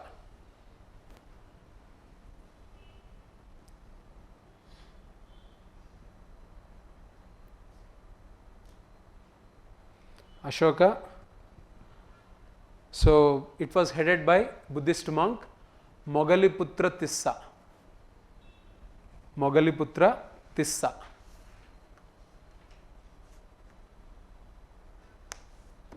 Mogaliputra Tissa. So the things happened, that was Tripitakas, they were translated into Pali language firstly. Second, Buddhist missionaries, they were sent across the world to Burma, Malaya, Sri Lanka, to all these places. Buddhist missionaries, they were sent by Ashoka. Next, fourth council, somewhere around 75, 78 different years are given. So in first century AD,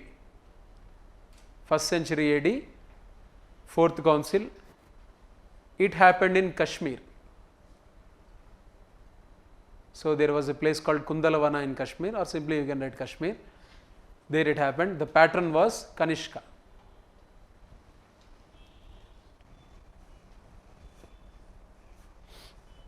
Kanishka, and the head was Vasumitra.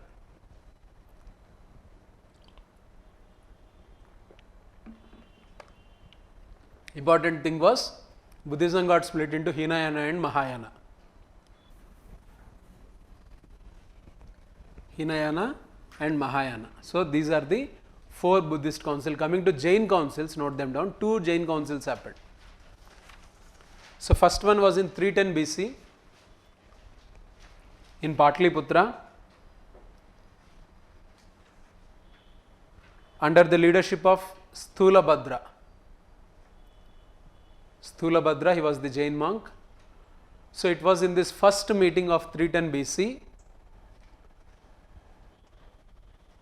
So Purvas, they got replaced by Angas. Purvas, they were replaced by Angas. So this was the reason for this split in Jainism. Right. So Digambaras, they wanted Purvas, but now Shvetambaras, they wanted Angas to be there, not Purvas. So this is the second council. It happened in 453 BC, not BC, AD. 453 AD in Vallabhi of Gujarat.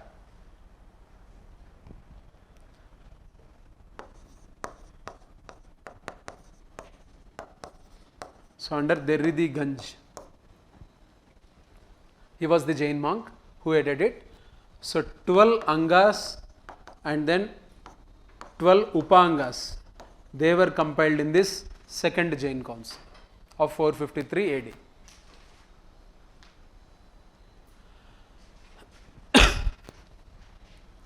So this is about Buddhism and Jainism.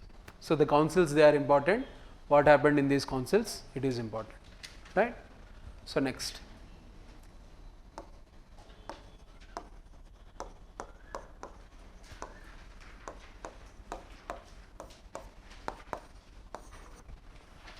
Sixteen Mahajanapadas.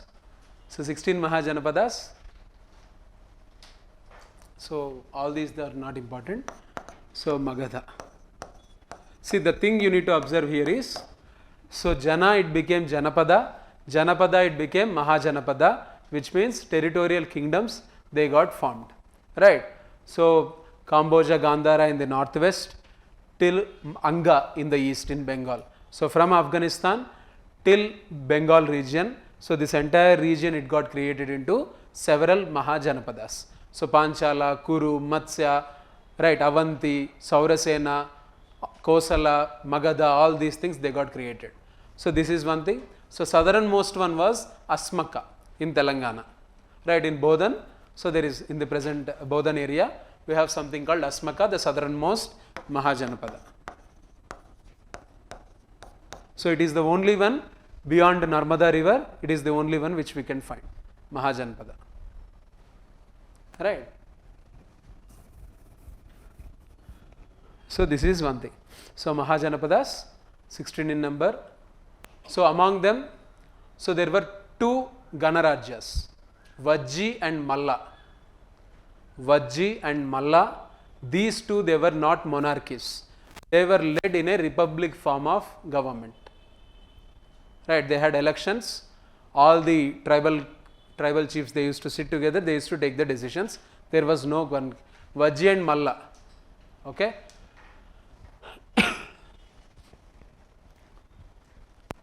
Right. So this is the thing. So all the other 14, they were monarchies, proper monarchies. Among them, Magadha, and then Garajas existed in parallel with Magadha. obviously these 16, they existed at the same time. They existed during the 6th century, around that period, 7th and 6th centuries. Right. So Magadha, Avanti, Kosala, so they were somewhat powerful because Magadha and Avanti, they had access to mineral ores. So this was the reason. So finally Magadha could emerge as the preeminent one by occupying most of the other these things.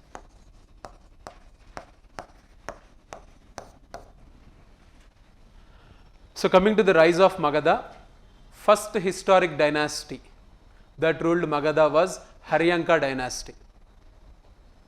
Haryankas. They were the first. So in Haryankas, the first ruler we know is Bimbisara.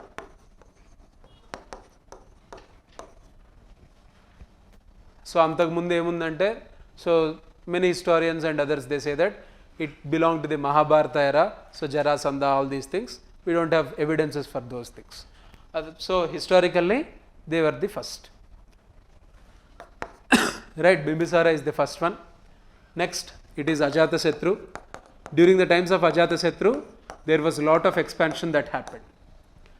Because Ajatasatru, he could integrate Vajji, Malla, Kosala, all these kingdoms into Magadha. Right. During Bimbisara time, Anga got merged. During the times of Ajatasatru, surrounding kingdoms, they got merged into Magadha. So this is about Haryankas. Next, Shishunaga. So there were rulers like Kalashoka, Udayan and others during the Shishunaga time period. In this time period, Patliputra got constructed. The city of Patna, Patliputra, it was created during the Shishunaga period.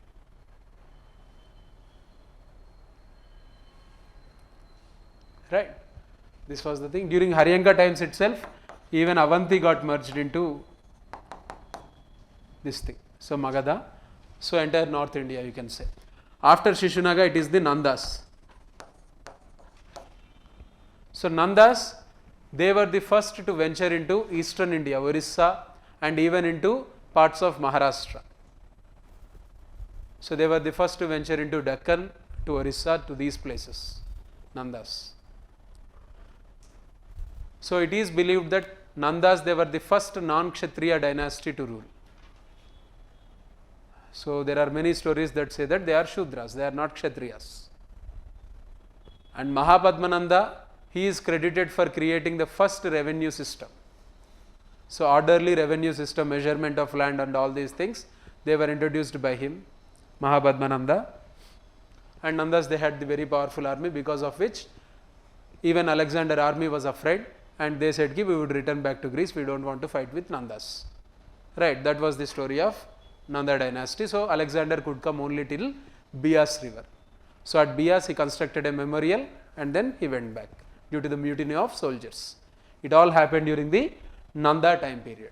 Finally, Nandas, they were overpowered by the Mauryan dynasty, Chandragupta Maurya, under the guidance of Chanakya.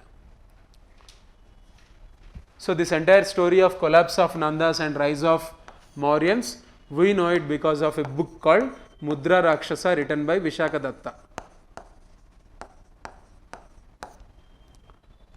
Mudra Rakshasa by Vishakadatta. He wrote in this book the story of Nandas, their arrogance, their collapse and the rise of Mauryans. Right. So Magadha, because of ambitious rulers, presence of iron ore, presence of coast, and then presence of large number of elephants in the forest, because of all these geographical advantages, powerful dynasties and all these things, finally Magadha could establish itself as the center of political activity in ancient India. Right. So Patliputra, it could remain the capital of India for a very long time period. So this is regarding the rise of Mahajanpadas, among them Magadha. Okay, right.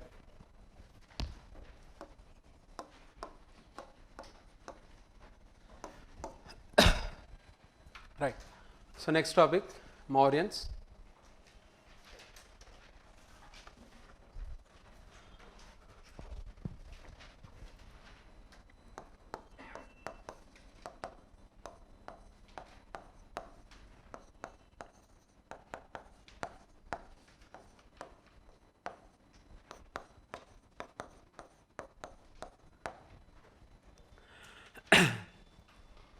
So Chandragupta Maurya. So during his time, the important event was with regarding the defeat of Seleucus Nicator. So he occupied the Nanda kingdom. The second thing he did was he defeated Seleucus Nicator, the Greek governor who inherited parts of Alexander's territory after death of Alexander. After death of Alexander, the entire Greek kingdom, his empire, it was divided by his governors. So Ptolemy, so Seleucus Nicator, there were others also, right. So the part that was adjoining in India, it was with Seleucus Nicator, so he had a conflict, he got defeated. So his daughter was married to Chandragupta Maurya. All these things, they did happen during his times. So his kingdom, it was extending from north, from Afghanistan almost till Karnataka, because his death happened in Karnataka. So he did live his life as part of Sallekana Vrata. So Sallekana, it is a practice of death through fasting. Sallekana Vrata. So according to Jain philosophy, they believe in the concept of soul. Unlike Buddhists, Jains believe in soul. So they believe that body is the prison of soul. Body is the prison of soul. So it is good on the part of humans to practice this Sallekana Vrata and to liberate soul from body, right. So it is their philosophy. So right, this is their viewpoint of world life and all these things. So finally Chandragupta Maurya, he adapted to that thought process. He committed this Sallekana Vrata at a place called Shravana Belagola in Karnataka. There is a hillock which is named after him called Chandragiri in this place. So in Karnataka, in southern Karnataka, he died, right. So that is about Chandragupta Maurya. So the first pan-India emperor. So all India level emperor was Chandragupta Maurya. Next, Bindusara, his son. So this person Bindusara, he was with Ajivika thought process. He was with the Ajivikas, first thing. Second, so Bindusara, he did suppress the rebellions and all these things within the kingdom. Most importantly, he maintained very good diplomatic relations with the Hellenistic kingdoms. Hellenistic kingdoms means the Greek kingdoms.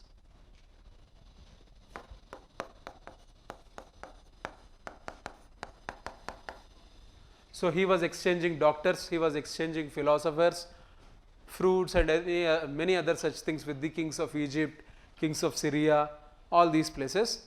He was having very good diplomatic relations, right. So this is about Bindusara. Next, coming to Ashoka. So Ashoka, so he is very popular because of his inscriptions and all these things. So regarding Ashoka, what we know is, so he had some kind of disputes with regarding succession and all these things. Finally he could achieve what he wanted to achieve, and he is known famously for his Kalinga battle. Famously known for his Kalinga battle. So the 13th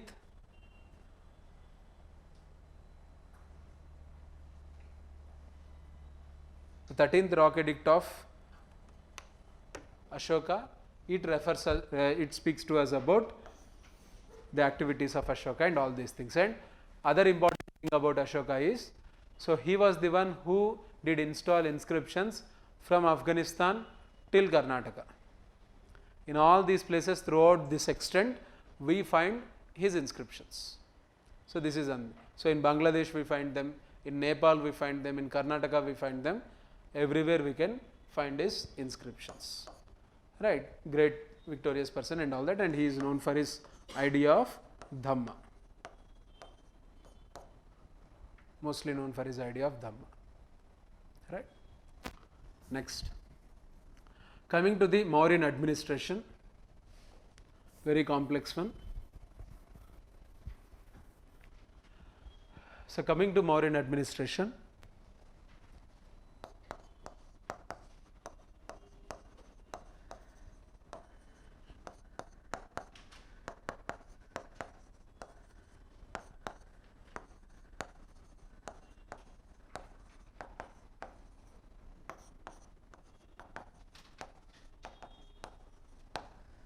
four kinds of officials we find,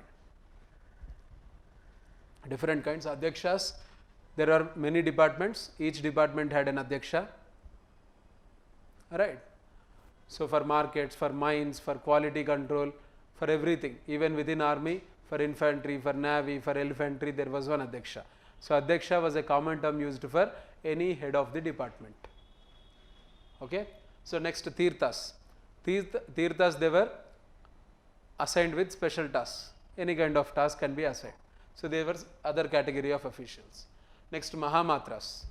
So, Mahamatras, they became popular during the times of Ashoka because of something called Dharma Mahamatras. So, Dharma Mahamatras, they were appointed to spread the idea of Ashoka Dhamma. Next, Amatyas, they were next to Adhyakshas, we can say. So, they used to assist Tirthas and Adhyakshas in several of the duties. So, these things, Amatyas, someone called Mahamatyas, all these people, they were there. So, this is about basic official, or you can say bureaucracy, that was present. So, apart from these people, we had someone called Rajukas. Rajukas, they were people who used to measure land and they used to assess the land revenue, or you can say they used to measure the land basically, Rajukas, so that it becomes easy. Next, Samaharti, Sannidhata. There were two treasury officials, Samaharti and Sannidhata.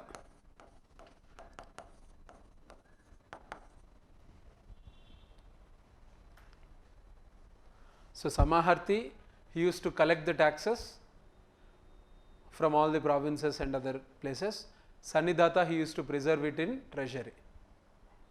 It is the responsibility of Sannidhata to preserve the treasury, preserve it in treasury. Next, so coming to the administration of Pataliputra, there were 6 committees in Pataliputra. So, 6 committees, each committee had 5 members. So, these 6 committees, they used to look after different aspects of the administration of Pataliputra. It was known to us because of Indica by Megasthenes, a book called Indica written by Megasthenes, a Greek ambassador to Mauryan kingdom. A Greek ambassador to Mauryan kingdom, Megasthenes, he has written about it. Right. Next, army was also managed by 6 committees, same 5 members in each, 6 committees. Next, coming to the judiciary part. So, there were 2 kinds of institutions. One was Kantaka Shodhana. Kantaka Shodhanas, they were criminal courts for criminal cases.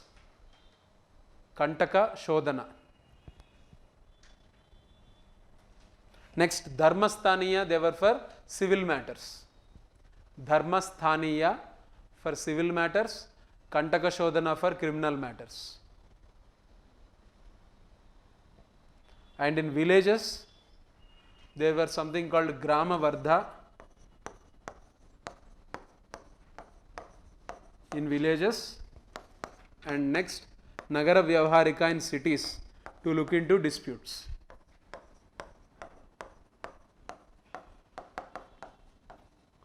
Nagara Vyavaharika in cities to look into judicial disputes. So, Dharmasthaniya, Kantaka Shodhana, Grama Vardha, Nagara Vyavaharika, all these are judicial institutions.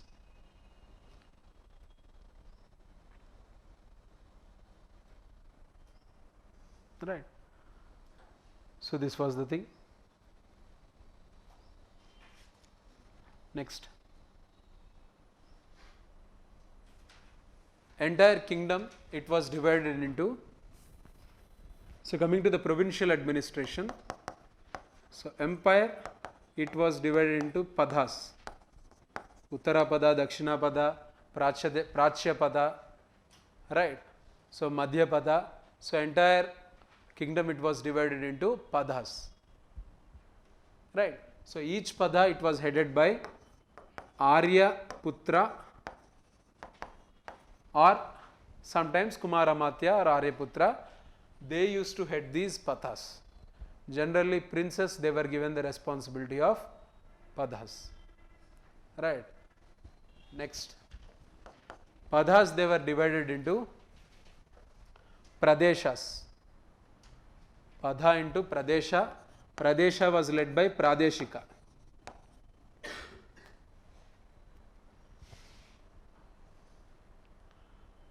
Pradeshika. Next one, Sthaniya. Sthaniya. Sthaniyas, they were led by Rajukas. They were led by Rajukas, and they were assisted by Yukti, Y-U-K-T-A, Yukti. Rajukas and Yukti at the level of Sthaniya. Next, Sangrahana. Next level in administration, Sangrahana.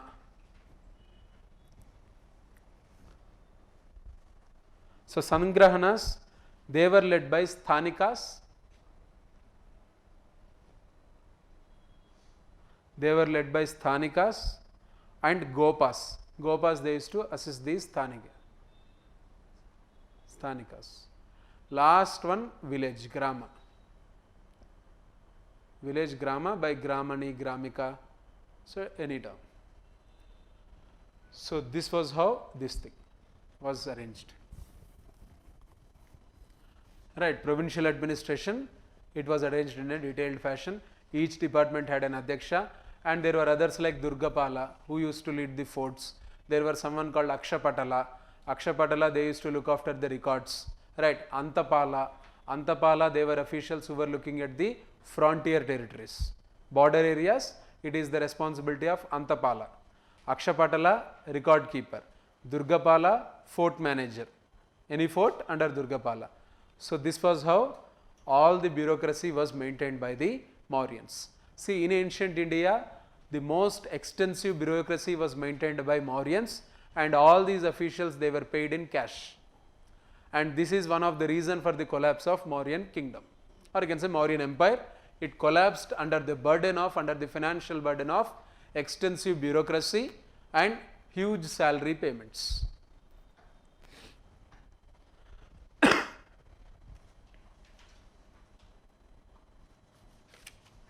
Right. So this was the thing.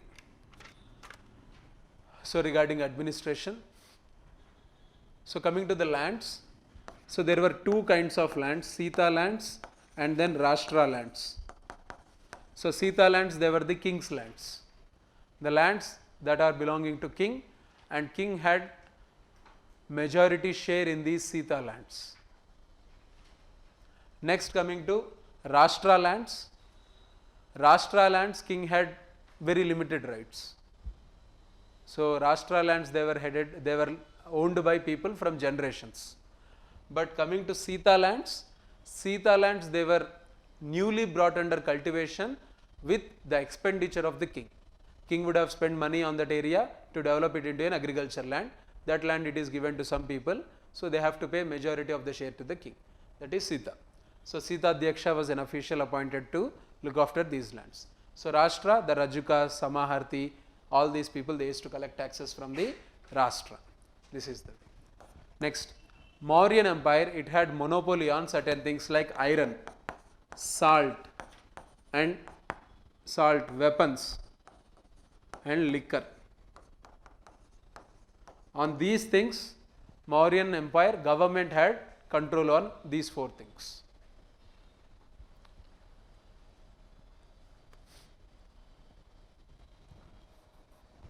right? So Mauryans, they had trade relations with Southeast Asia, Sri Lanka, with Sangamej, or sorry, with Sangamej in Tamil Nadu, right, with some parts of West Asia and all that. They had trade with both West as well as East. With all these areas, Mauryans had trade links. This is regarding Mauryans. So reasons for their collapse or decline of Mauryans. Coming to the reasons, the first one was financial burden. Second one was unguarded western borders. So the western frontier, it was left unguarded after Ashoka. So there were many revolts and other such things on the western front.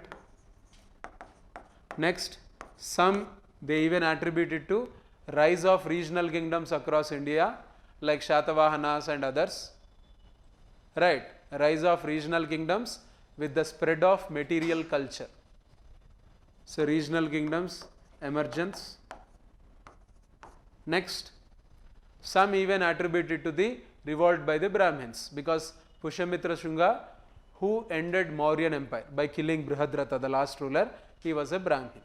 So the Brahmanical upsurge. So all these are the reasons for the decline of Mauryans. Right. Next, after Mauryans, we see so many of these kingdoms coming up. For example, Indo-Greeks.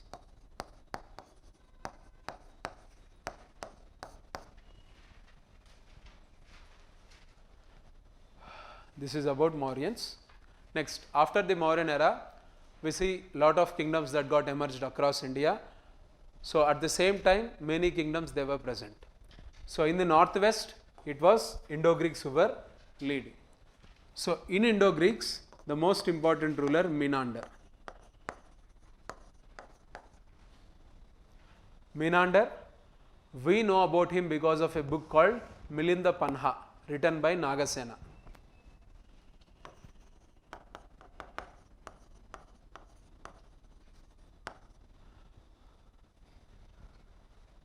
మీరు మళ్ళీ రాస్తున్నారా ఇవన్నీ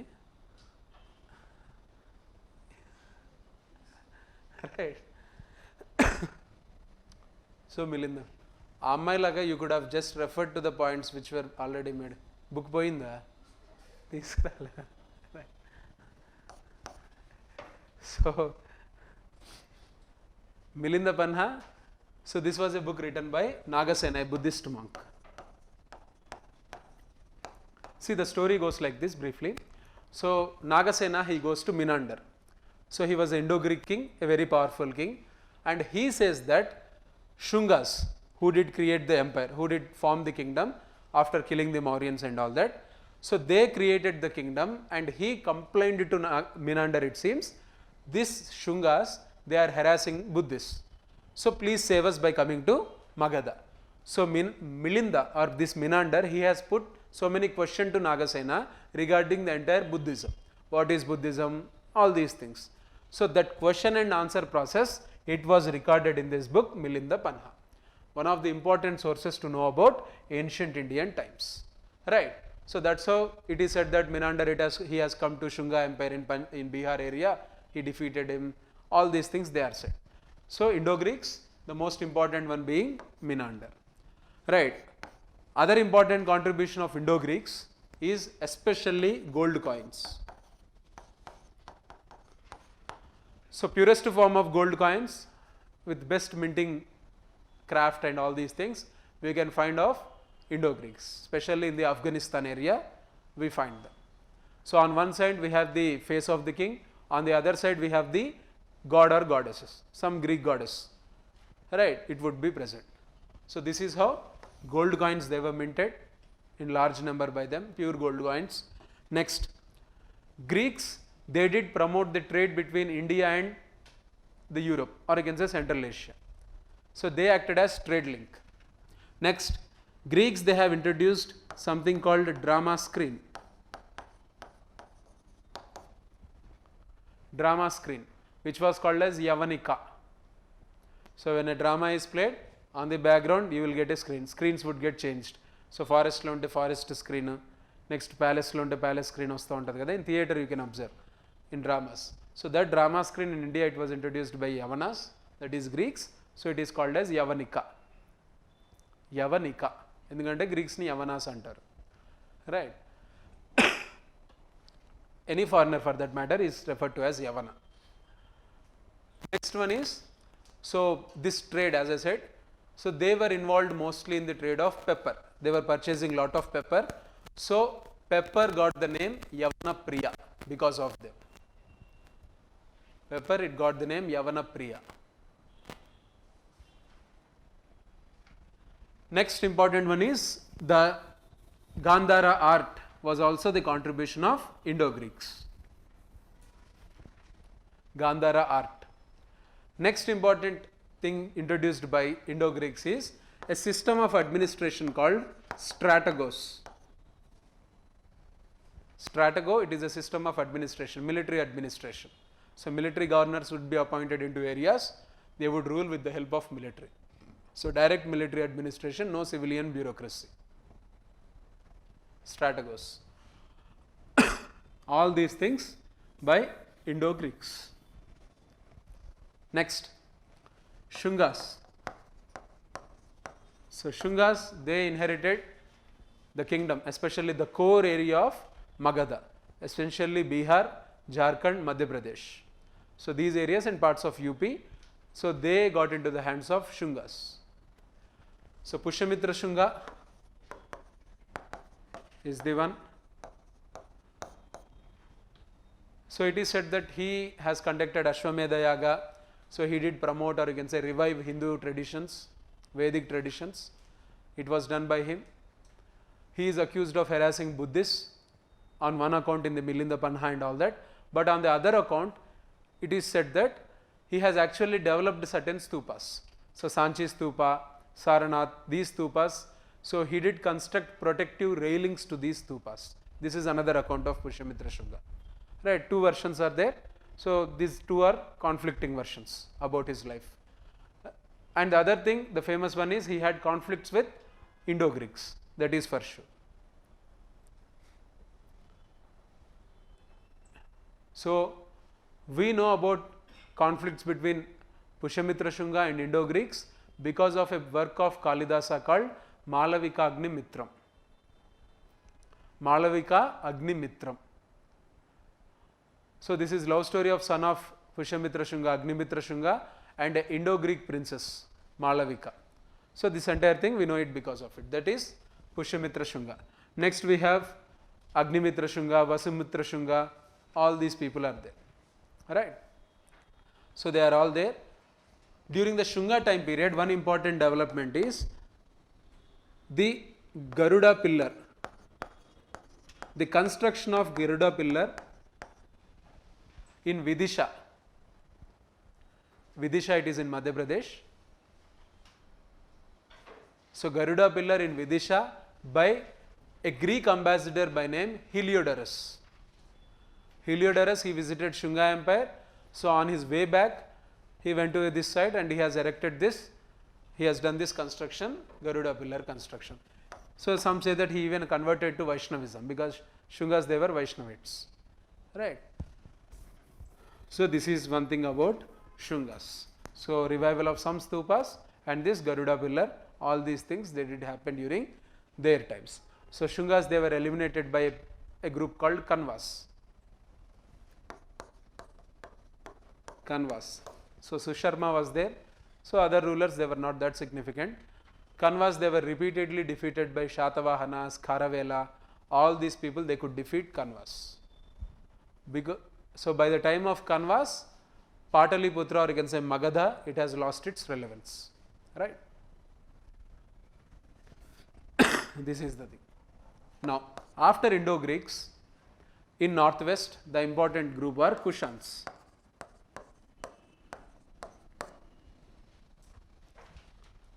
Kushans, so their original name is Yuchi tribe.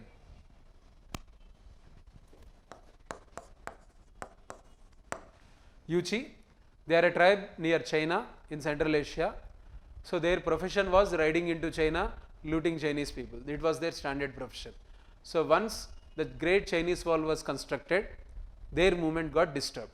They couldn't venture into China once the Chinese wall is constructed by Shuang-ti, a Chinese emperor who was contemporary to Ashoka. So he has constructed this Chinese wall. So now the Yuchi tribe people, because they can't get into China, they started moving towards India. So slowly they entered into Afghanistan area, they had wars with Indo-Greeks, they defeated them, and slowly they did settle in northwest India. The first ruler was Kujula Cadaphysis. Kujula Cadaphysis. Right. So next Vima Cadaphysis, they are all there. So slowly they did penetrate into India, and by the time of Kanishka. So Kanishka was like some third or fourth ruler. So Kanishka, he is the most famous one because Kanishka was the great patron of Buddhism. So Vasumitra, Ashwaghosha, even Nagarjuna some say, especially Vasumitra and Ashwaghosha, two important Buddhist scholars, they were with Kanishka. He was a Mahayana Buddhist. Firstly, it is one thing. Second thing is Kanishka, he could defeat other North Indian entities. So other smaller, bigger North Indian entities, they were all defeated by him. Third thing is, it was during Kushans, or you can say it was especially during the Kanishka time period, one Indian kingdom having control over Chinese Silk Route. It happened only during the time of Kushans. Indian kingdom having control over Chinese Silk Route. Because of this reason, Kushans, they could earn lot of money. Chinese Silk Route. So Buddhism, political supremacy, having control over Chinese Silk Route, so a lot of trade and commerce used to happen. These things, they go to the credit of, and the fourth Buddhist council. Now we have seen, right, fourth Buddhist council under Kanishka. All these are Kanishka's contribution, and especially Gandhara school of art, statue making, rock statue making, Kanishka, right. So the last ruler was Vasudeva. So after that, so Kushans, their prominence and all that, it did end, and these Yuchi people, they got completely integrated into Indian society, right. Control over route means was See, it was a market for Chinese. no, the thing is, from China, this route, it would move to west, right, it would move something like that to west. So this Kushan kingdom, it had control over certain segment of this Chinese Silk Route, not the entire Silk Route as such. Entire Silk Route was not controlled by one single kingdom. Each part of it, it was under different kingdoms, right. So one significant part of the Chinese Silk Route, it was under the Kushans, because the Kushan kingdom, it was extending from Ganges river or Ganga river in the south to Oxus river in the north, in the Central Asia. So ఈ area అంతా వాళ్ళ కంట్రోల్లో ఉంది కాబట్టి a significant part of Chinese Silk Route, it was under their control. So anyone who passes through this Silk Route, they have to pay toll to them, and it was the very busiest route in the world, so they used to get lot of revenue, right.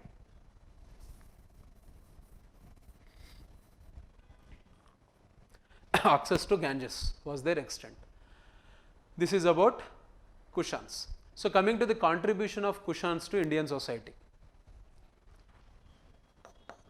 Firstly, their important contribution is statue making. So Gandhara art, statue making and all these things. And second thing is Madura school of art. So this was also promoted under Kushans. So both Gandhara and Madura under Kushans. Right. Firstly, second thing is they did bring significant change in the dressing habits of Indians. So long coats, kurta pajamas, Punjabi dresses, turbans, cloth turbans, all these things, they were introduced by Kushans. Even shoes. So Indians had no habit of wearing shoes, so they introduced shoes. So shoes, Punjabi dresses, kurtas, all these things, they were by Kushans. So dressing habits. And next important thing is they have introduced horse stirrup. Horse stirrup, or you can say footrest with regarding horse. So saddle with proper stirrup, because earlier stirrup was not used, So Kushans, they have introduced stirrup.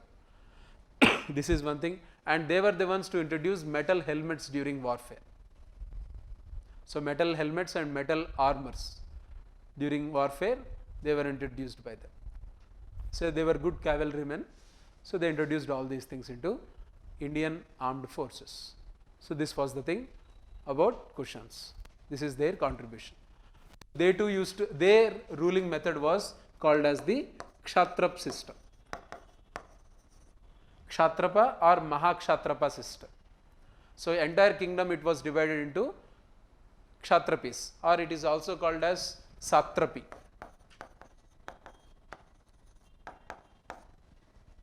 Satrapi, Kshatrapi, interchangeable terms. So Satrap system was introduced, or I can say it was practiced by them. It was not their original system, it was the system of the Shakas. Okay? So entire kingdom into Satrap, each Satrap has the responsibility of collecting the revenue and supporting the king during times of war. Right? Satrapis. This is about Kushans. Next, Sekas.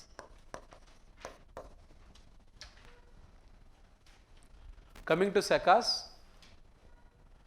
so there were 4 branches of Sekas. One branch in Afghanistan, one in Madura, one in Deccan, Upper Deccan, one group in Rajasthan and Gujarat area. So Upper Deccan, Rajasthan, Gujarat, Mathura and Afghanistan. 4 groups of Shakas were there. Right. So we don't study all the 4, especially the Afghanistan one and the Madura one, they are completely insignificant. So coming to the Rajasthan and Upper Deccan Shakas, so the important rulers were Nahapana and then Rudradaman.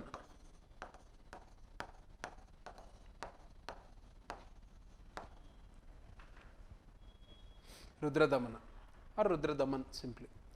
So these people, they are important. So Nahapana, he got defeated by the Shatavahanas, but Rudradaman, he could defeat the Shatavahanas. Right? He could defeat the Shatavahanas. So this is their importance. So they could control large parts above Narmada river, and even to some extent south of Narmada river also they could penetrate. So Rudradaman, he even had marital relations with Satavahanas. Right? This is the thing. Right? So Rudradaman, he is credited for this famous Girnar inscription, the first Sanskrit inscription in the history of India. Girnar inscription was by Rudradaman, the Shaka ruler. So he made this inscription when he repaired the Sudarshana tank in Girnar area, in Gujarat area.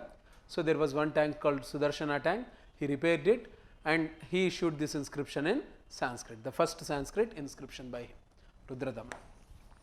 Right. So next, so Nahapana, Rudradaman, all these people. So coming to these Sekas, so Sekas, they introduced something called the Kshatrapa system of administration.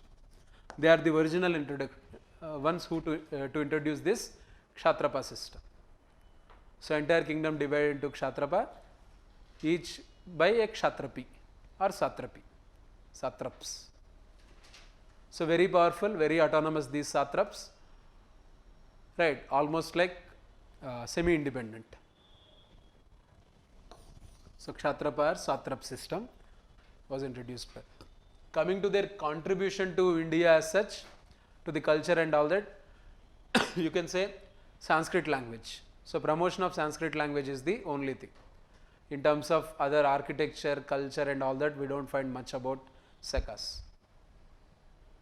Actually Sekas, they were very much derided group in Indian history. So this is about Shakas. Next, Parthians. Parthians, they are also referred to as Pahlavas, not Pallavas, Pahlavas. Right. So Parthians, they were a very small group who were present along with Shakas and Kushans. So they were very small. They had they had some existence of 50 years, their kingdom, nothing more than that. So the important ruler being Gondophares. So Gondophares was the ruler. So during his time, the first Christian saint, visited India, Saint Thomas. So he visited India under his patronage. So that's the only significant activity that was noted, that was recorded during the Parthian times.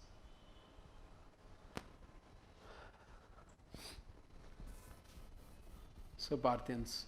So regarding administration and contribution of Parthians, there is nothing much. So they used to follow the usual satrapi, kshatrap model of Shakas and others, right? So all these people, so the Kushans, Indo-Greeks, Parthians, Shakas, all these, they got introduced into, or you can say they got merged into Indian society slowly. So earlier they got the status of Anirvasita Shudras. See, in the initial stages, in the post-Mauryan era, these people, they were referred to as Anirvasita Shudras. But as their status grew, as their importance, political importance and all these things grew, as they formed large kingdoms and all these things, they got the status of Vratya Kshatriyas.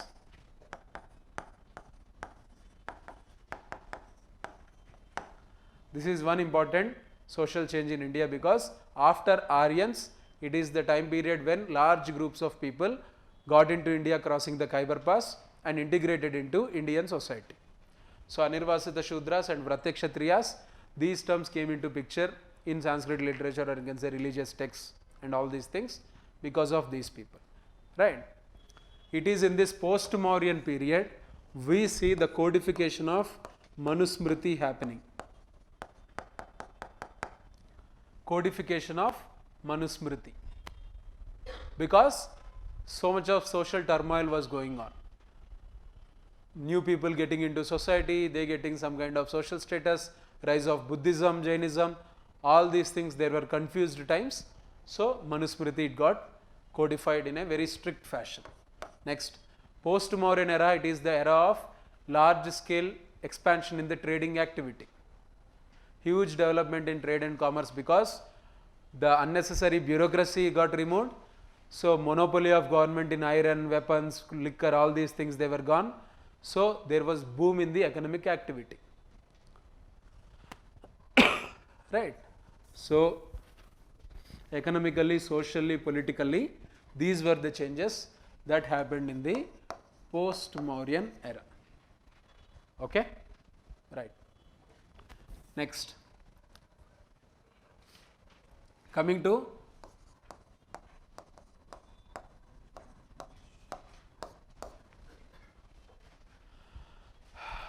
important one, Sangam age.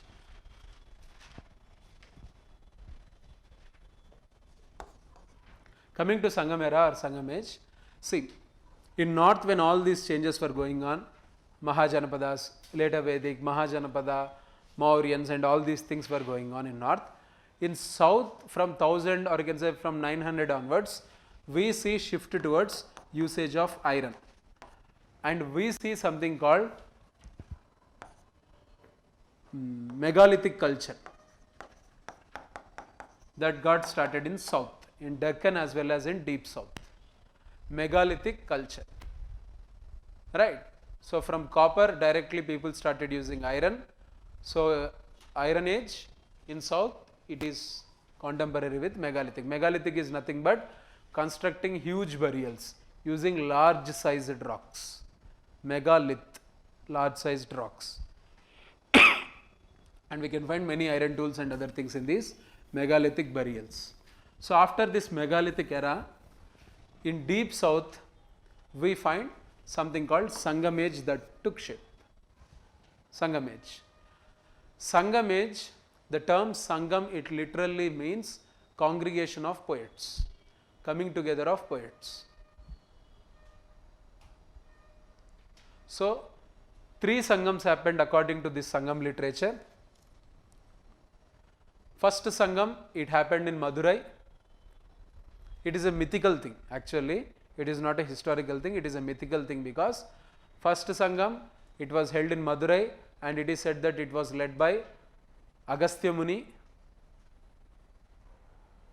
and it is believed that Shiva, Parvati, Vishnu, all these people, they have attended this Sangam. So first Sangam, it's a mythical thing. Second one, it happened in Kapadapuram. It is a historical one. Second Sangam in Kapadapuram. Forgot the name of the person. Third Sangam again in Madurai. Right. These things, they did happen. So the first book being Tolkapiyam. Tolkapiyam by Tolkapiyar. It is the first book on Tamil grammar. So this is the thing. So it is the first book on grammar, right? So there are almost like two kinds of work we can find in this entire three Sangams. One is Mel Kanakku, another one is Keel Kanakku.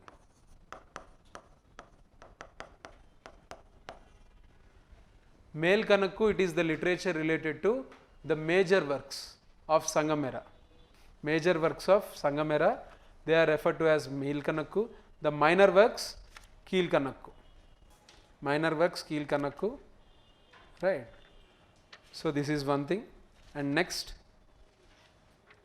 we have other two kinds called Agam literature and Puram literature.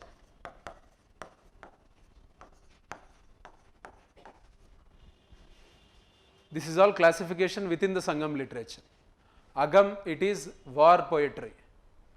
Sorry, Agam, it is love poetry. Puram, it is war poetry. Other classification within Sangam literature is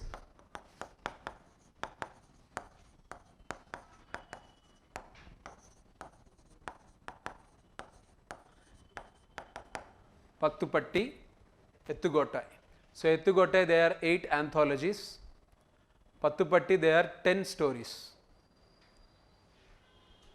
8 anthologies, long stories that would merge here and there.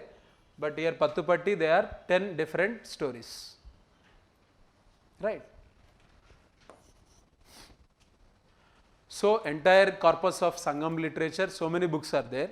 So all these books, they are classified into, they can be classified into 3 categories. 3 different categories based on different criteria. So Ettugottai, Pattupatti, Agam and Puram, Mel Kanakku, Keel Kanakku. These are the broad classifications. Right. So the thing is, there are almost like 470 poets who have composed, and among these 470, it is said that 30 are women. Almost 30, they are all women. So the Sangam women, they had strong access to education.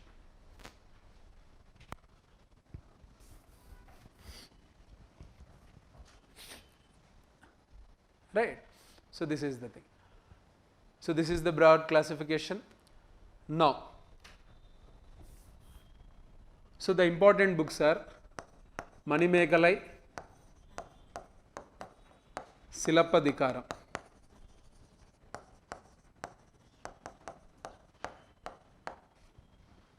Manimekalai, Silapadikaram, these are the 2 important works. Politics of Sangamera, we find Chola, Chera and Pandya, 3 dynasties. Chola, Chera, Pandya are there. So there are many rulers. In Chola we have Karikala, all these people. In Chera we have Senguttavan and all these people. In Pandya we have Nedunjalian, all these rulers are there. So they had many wars. All the entire Puram literature, it is about the wars between these 3 kings. That's it. Right. So this is the thing. Cholas, their capital was Urayur, or even Kaveri Patnam was their capital. So Kaveri Patnam and Urayur was their capital. Next, Pandyas. So their capital was at Madurai. So Cheras, they had a capital at some place called Vadukka. So in Kerala, in North Kerala we can say. So there they had their capital. Right. So this is Chola, their emblem was tiger. Pandyas, it was fish. Cheras, it was bow and arrow. They were their symbols. So tigers, next this thing, and then Cheras, it was this. Right, bow and arrow. they were these symbols. So, entire Puram literature, it is about them. Next.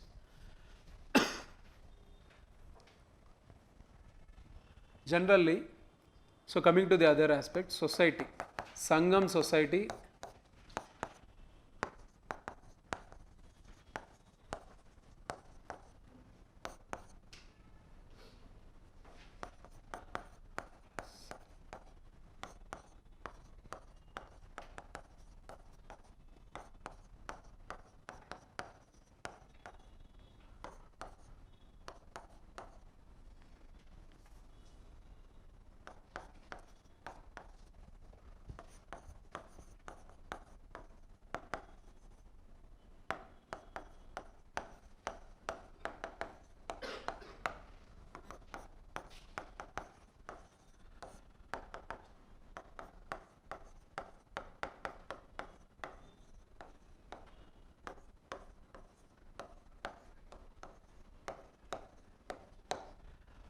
these are the social sections which we can see in Sangam era, right. So, Anantanars, they were the Brahmins, Arasars, they were the ruling class, similar to Kshatriya, Vanigar, traders, similar to Vaishyas. So, Vellalars, they were agrarian groups, agriculture group. So, Parayas and Kadasiyars, they were the lowest caste, so untouchable sections of the society, Parayars and Kadasiyars. Next, the tribes that were present were Todas, Irulars, Vedars and Nagas. So, this was how the society was organized. So, very much on the lines of Vedic society. See, in Tolkapiyam itself, it is clearly written in the introduction of Tolkapiyam itself that, so all the knowledge what I am getting is, it is because of the knowledge of Vedas, it is because of the knowledge of Shiva and all these things he says. So, Sangam literature, it definitely takes inspiration from the Vedas. It has Vedic content in it, so its source of knowledge is definitely Vedas. So, that even gets reflected in this aspect also. In society also, we can clearly see that social hierarchy and all these things, right. So, regarding society, this is how the society used to function. So, coming to the other aspects, so other element of society is that there were certain geographical divisions.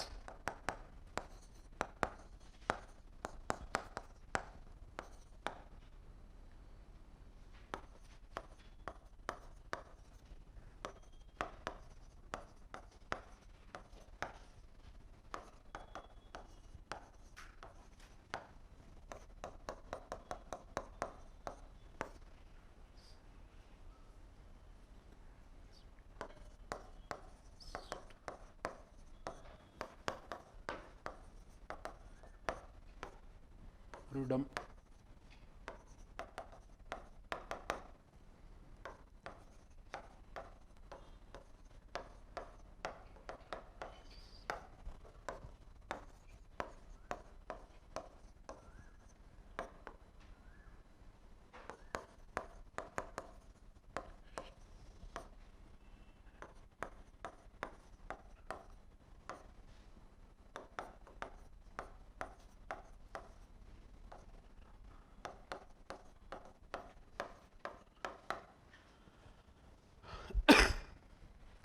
This is important. So, entire Tamil land, the area of Tamilakam from Tirupati hills, Venkata hills to Kanyakumari, it was organized into 5 divisions, into these divisions. Kurunji are the hilly areas of Tamil region. So, there hill areas, people they generally used to practice hunting. Their primary god was Murugan. So, in the Mullai region, in the pastoral areas, general grasslands areas, there people used to do cattle rearing, animal grazing, cattle rearing, these things. Their god was someone similar to Krishna. Next, Nedal coastal areas, so fishing, salt making, they were the professions, pearl collection, all these things. So, Varuna was their god. So, Marudam, they are plain areas with water facility, so agriculture lands. The god was Indra. So, Indra being the lord of rain and all these things. So, this is the thing. So, thunders and all that thing. Next, Palai. So those areas are desert areas, arid regions of interior Tamil Nadu. There are certain water shadow, rain shadow regions of interior Tamil Nadu, Theni, Ramanathapuram, these areas. So those areas they come under Palai. So there the profession of people was robberies. They had nothing else to do, robberies. Their god was Korravai or Korravi was their god, right. So this is how the society was, the social sections, so the geographical divisions, their gods and their professions, okay. Right. So next, so religion we have seen already, right. So these were the religious beliefs of the people belonging to different geographical locations and all that. Politics we have seen, society, economy.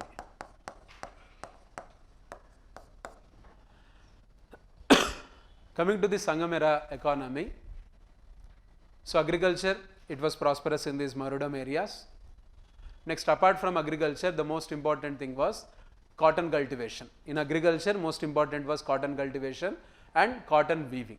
So Urayur in Chola country, it was the most important cotton trading center. Urayur, right.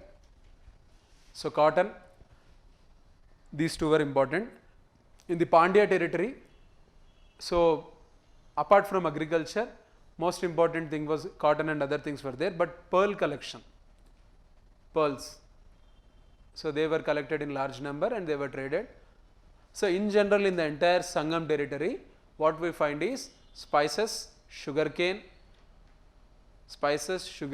ivory, other agriculture commodities and cloth. So these things they were exported in large number.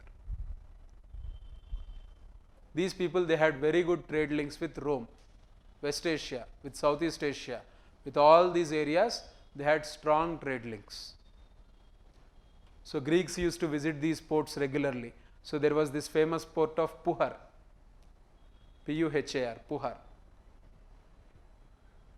Puhar is the one of the famous towns, and there was another town called Muziris, M-U-Z-I-R-A-S, Muziris in Kerala. So Muziris, Puhar, these are all port towns. Right, in Muziris itself, we find the statue of Augustus, we find so many Roman coins also. So statue of Augustus, Roman coins, hordes of Roman coins we can find in this area. Right. So this is how the Sangam economy was organized. So society, economy, and regarding polity, I forgot to mention, in administration there were certain sections. One was Anantanar, the Brahmins, so they played important role in administration. Next, Amaichar. Amaichar, they were ministers. Anantanar, Amaichar, next Tutar, they were diplomats.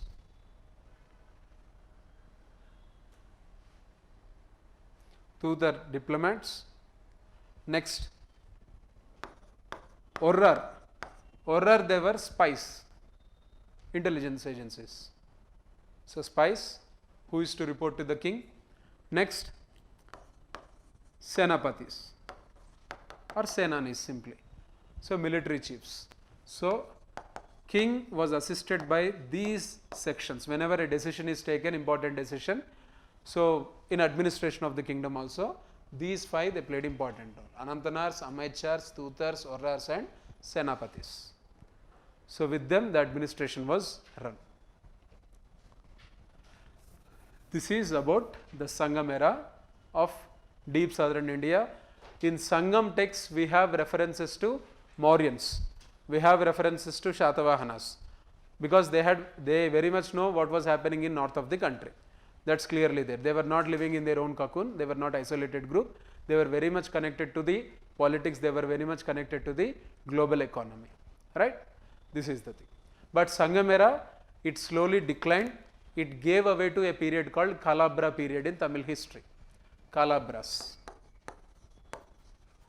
So the decline it happened because of the repeated invasions by a group called Kalabras. So this era for almost like 300 years, 400 years, this Kalabra period in Tamil history is known as the dark age of Tamil history. dark age of Tamil history, right? So we'll keep it aside. So the Tamil thing for a while. Next, coming back to Deccan. So now if we look at Deccan, same in Deccan also, we had the similar megalithic culture and all these things, they were present in Deccan for a very long period. After that, so we see the rise of Satavahanas.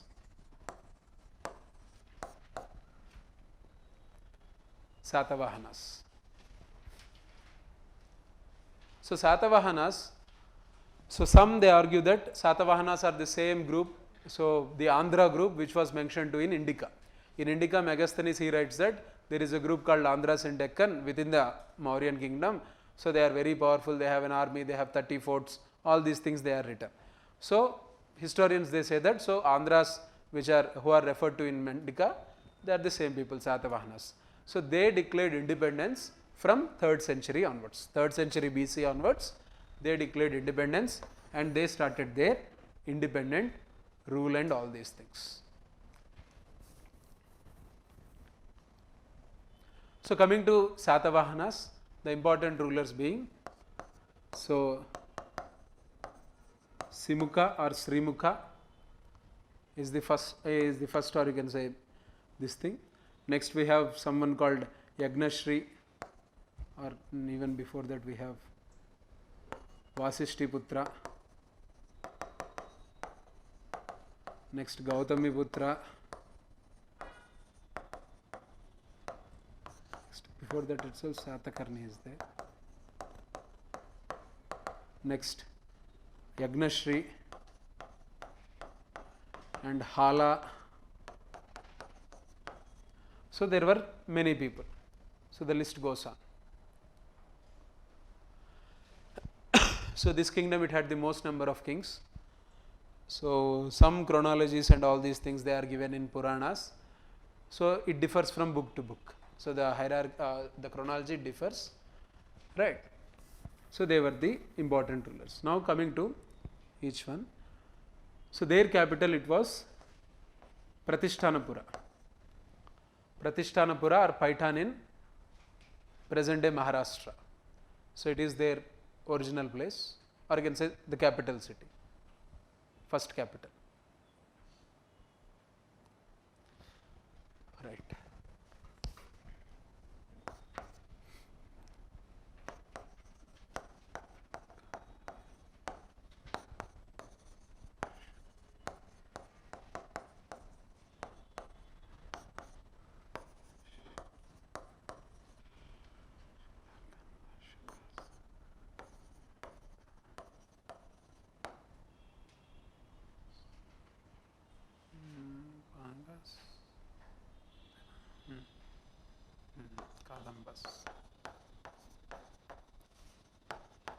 The groups defeated by Shatavahanas, or you can say the dynasties defeated by Satavahanas. So Kharavela, he was also defeated according to some accounts. So Shungas and Kanvas, they were defeated, Shakas, Nahapana especially. This we come to know because of the Nasik inscription. The famous Nasik inscription by Gautami Balashri, mother of Gautami Putra Shatakarni. Very important inscription, one of the famous inscriptions of Deccan. Right. So there she speaks volumes about the valor of her son. Right. So he gives certain titles to him like Eka Brahmana, Agamanilaya. Right. So Kshatriya Mana Darpana Mardana, Trisamudra Toya Pita Vahana. So there are many such titles given to Gautami Putra Shatakarni in this particular Nasik inscription. In the very inscription, it is referred to his victory over Shakas, especially the Shaka ruler Nahapana. So titles and all these things, they are important. Nasik inscription. So the other inscription that deals with these victories is the Nanaghat inscription. Nanaghat inscription by Naganika. Naganika, wife of one of the Shatavahana rulers. Naganika. Konni books lo Nayanika ganu untadi. So Naganika or Nayanika. So she is of Shatakarni 1 or someone, right? Shatakarni 1 kada. Krishna 1 vachedi akkada kada. Shatakarni 1 kada. Right.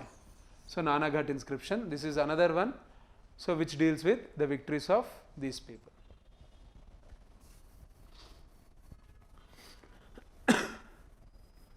Right. Next, coming to the other aspect, society. Satavahana society, if we look at it, Satavahanas, they were the ones to introduce Brahmanism to Deccan. So introduction of Brahmanism to Deccan is one thing.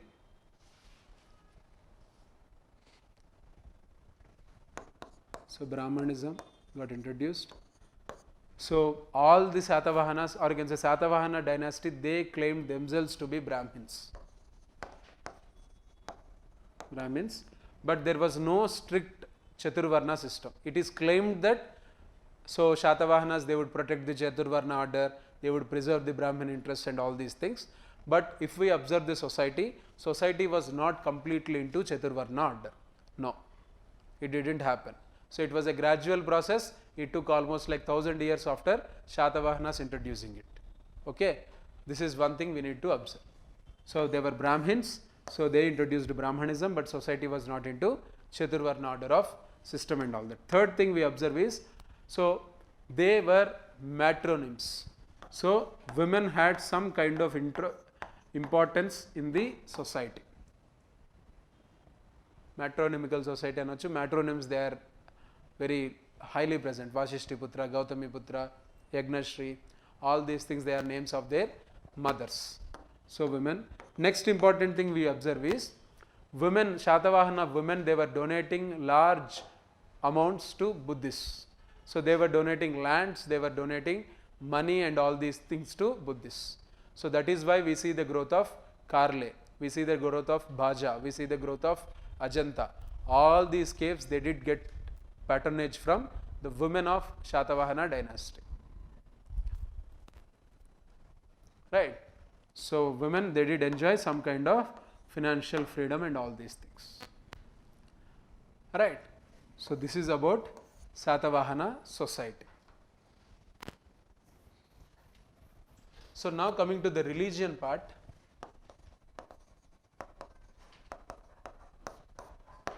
So Shatavahanas, they were definitely Hindus, and most of their titles, they are associated with Vishnu.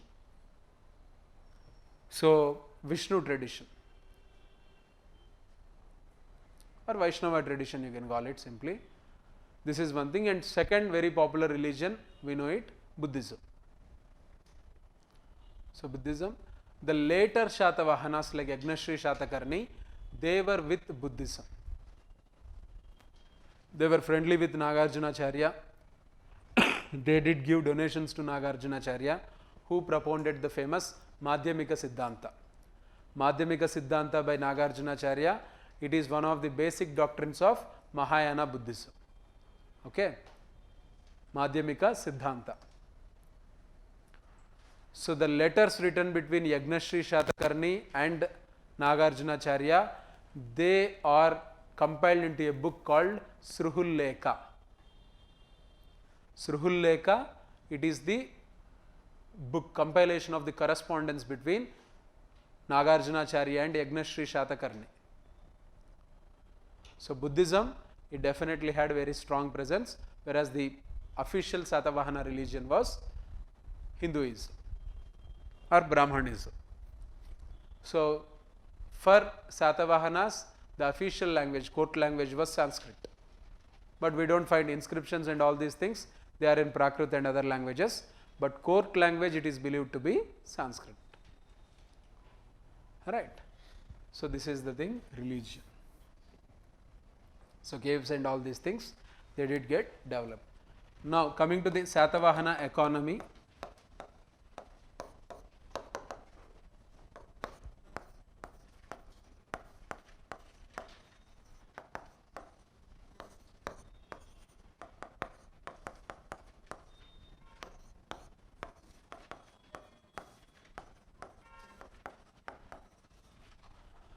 So, important innovations in agriculture field: Udaka Yantra, steam engine to dig the soil in an efficient fashion. Araghatta, it was irrigation wheel to lift water and to supply it to fields. Next, Girika, it is winnowing machine to separate cotton seeds from cotton. So, Girika. So, these are the 3 important agriculture innovations that have led to improved agrarian activity in Satavahana kingdom. So, agriculture and all these things. So, next coming to manufacturing, we see extensive activity of mining, manufacturing, iron tools, weapons and all these things in places like Paitan, Kotilingala, Dhanyakataka, Kotilingala in Telangana, Paitan in Maharashtra and Dhanyakataka Amravati in this place, Andhra. So, in all these places we find large settlements, Satavahana time settlements and manufacturing activity. And we also see ringed wells that were used to store water. Ringed wells, they were actually innovations of Mauryans but adapted by the Satavahanas. So, ringed wells, so manufacturing units in all these places we can find them. And Shatavahanas, so Broch or Brigukacha and Sopara, these were 2 important port towns.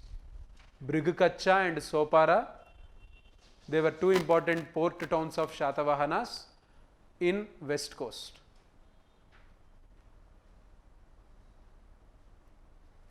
West coast, Brigukacha, Sopara, and they had good trade relations and all these things with Rome. Rome, West Asia, these places, they did had trade and commerce. So, usual items. So, same textiles, ivory, spices, they were all exported from Shatavahana kingdom to other places. So, this is about their economy. So, Shatavahanas, they had to decline because of the rise of regional entities like Ikshvakus in Andhra region, Vakatakas in Maharashtra, right, Gangas in Karnataka.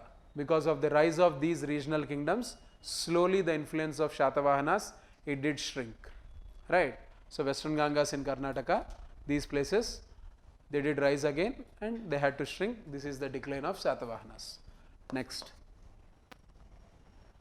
So, this is about Shatavahanas. Next topic, Guptas.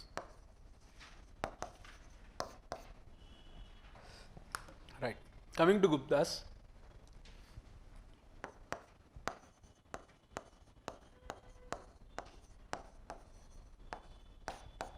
Madhya Desha. So, the region in eastern Uttar Pradesh and Bihar, it is considered to be the origin of Guptas. So, they were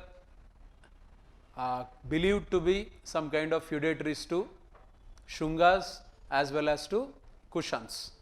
When Kushans and Shungas, they did decline, they did come to power on their own in Madhya Desha. So, these people, they are also referred to as imperial Guptas. Imperial Guptas. So, Sri Gupta, Kacha Gupta, Gatotkacha, there are many such people in the initial stages. We do not know much about them. The first one to be known is Chandragupta.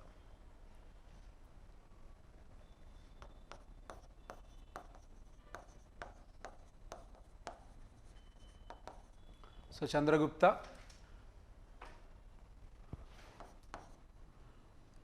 followed by Samudragupta, next Chandragupta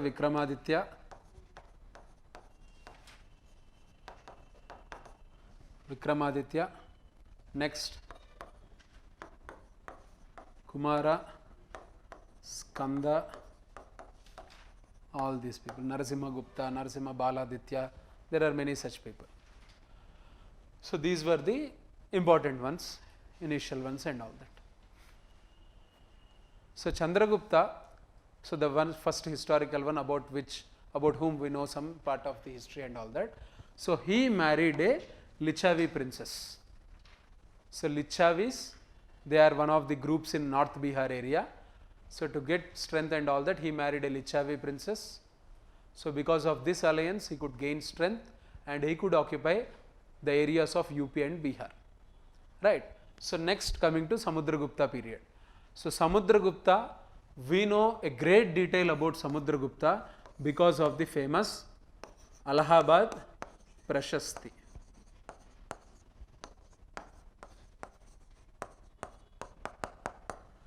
Allahabad Prashasti by Harisena. Harisena, he was the Sandhi Vigraha Mantri, Minister for War and Peace. Okay, Foreign Affairs Minister in our present day language. So he was the Minister for War and Peace in the court of Samudragupta. He issued this famous Allahabad Prashasti or Prayag Prashasti. Right. So this Prashasti, it gives the greater detailing of his imperial activity.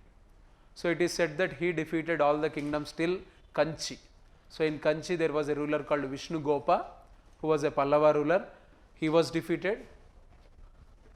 So from here he moved towards south till Kanchi. From here he took a tour back to this place. So he defeated rulers of entire India according to this Prashasti. So 12 South Indian kingdoms, 12 Atavika Rajyas in central India, some 5 to 6 kingdoms in the border, all these things they were occupied. Right, occupied, some they were given independence, some they were totally taken care of. So this is how Samudragupta, he expanded his policy of this thing, expansionary policies. Samudragupta. Later on, after Samudragupta, we see Chandragupta Vikramaditya. His rise and all these things, we know it is because of a book called Devi Chandraguptam, written by Vishakadatta. Right, Vishakadatta, the same one who wrote Mudra Rakshasa, he wrote something called Devi Chandraguptam about the story of Dhruva Devi, Ramagupta, Chandragupta Vikramaditya defeating the Shakas and all these things. So Chandragupta Vikramaditya, he is credited for several things. The first thing being defeating the Shakas. So he got the title Shakari for eliminating, or you can say for ending the problem of Shakas. Right. So he occupied entire western area controlled by the Shakas, and he made Ujjain the second capital of Guptas. So first capital was Patliputra. He made second capital in Ujjain because Ujjain was of strategic importance for east-west movement as well as north-south movement. So these things they were done, and his court, it was with some kind of Navaratnas and all these things we see. So Kalidasa, Amarasimha, Betala Bhatta, Varaha Mihira, all these people we find in the court of Chandragupta Vikramaditya. Right. This is his thing. Next. So Kumaragupta and Skandagupta, in their time period, the important development is the growth of Nalanda University is one thing. Second thing, the beginning of Huna invasions into India. The beginning of, or you can say the rise of Huna invasions into India. Huns, they are another Central Asian group who are present in large number. They are the ones, they are the reason for the defeat of Guptas and even for the collapse of Rome. Huns. This is the thing. So Kumaragupta, Skandagupta, and later on slowly Huns they could penetrate, and the political importance of Guptas, it did decline a lot. Right. This is the thing. Right. So coming to the Gupta administration. So coming to the Gupta administration, we have something called, so the central administration as usual, king supported by the council of Amatyas and all these things, it was there. So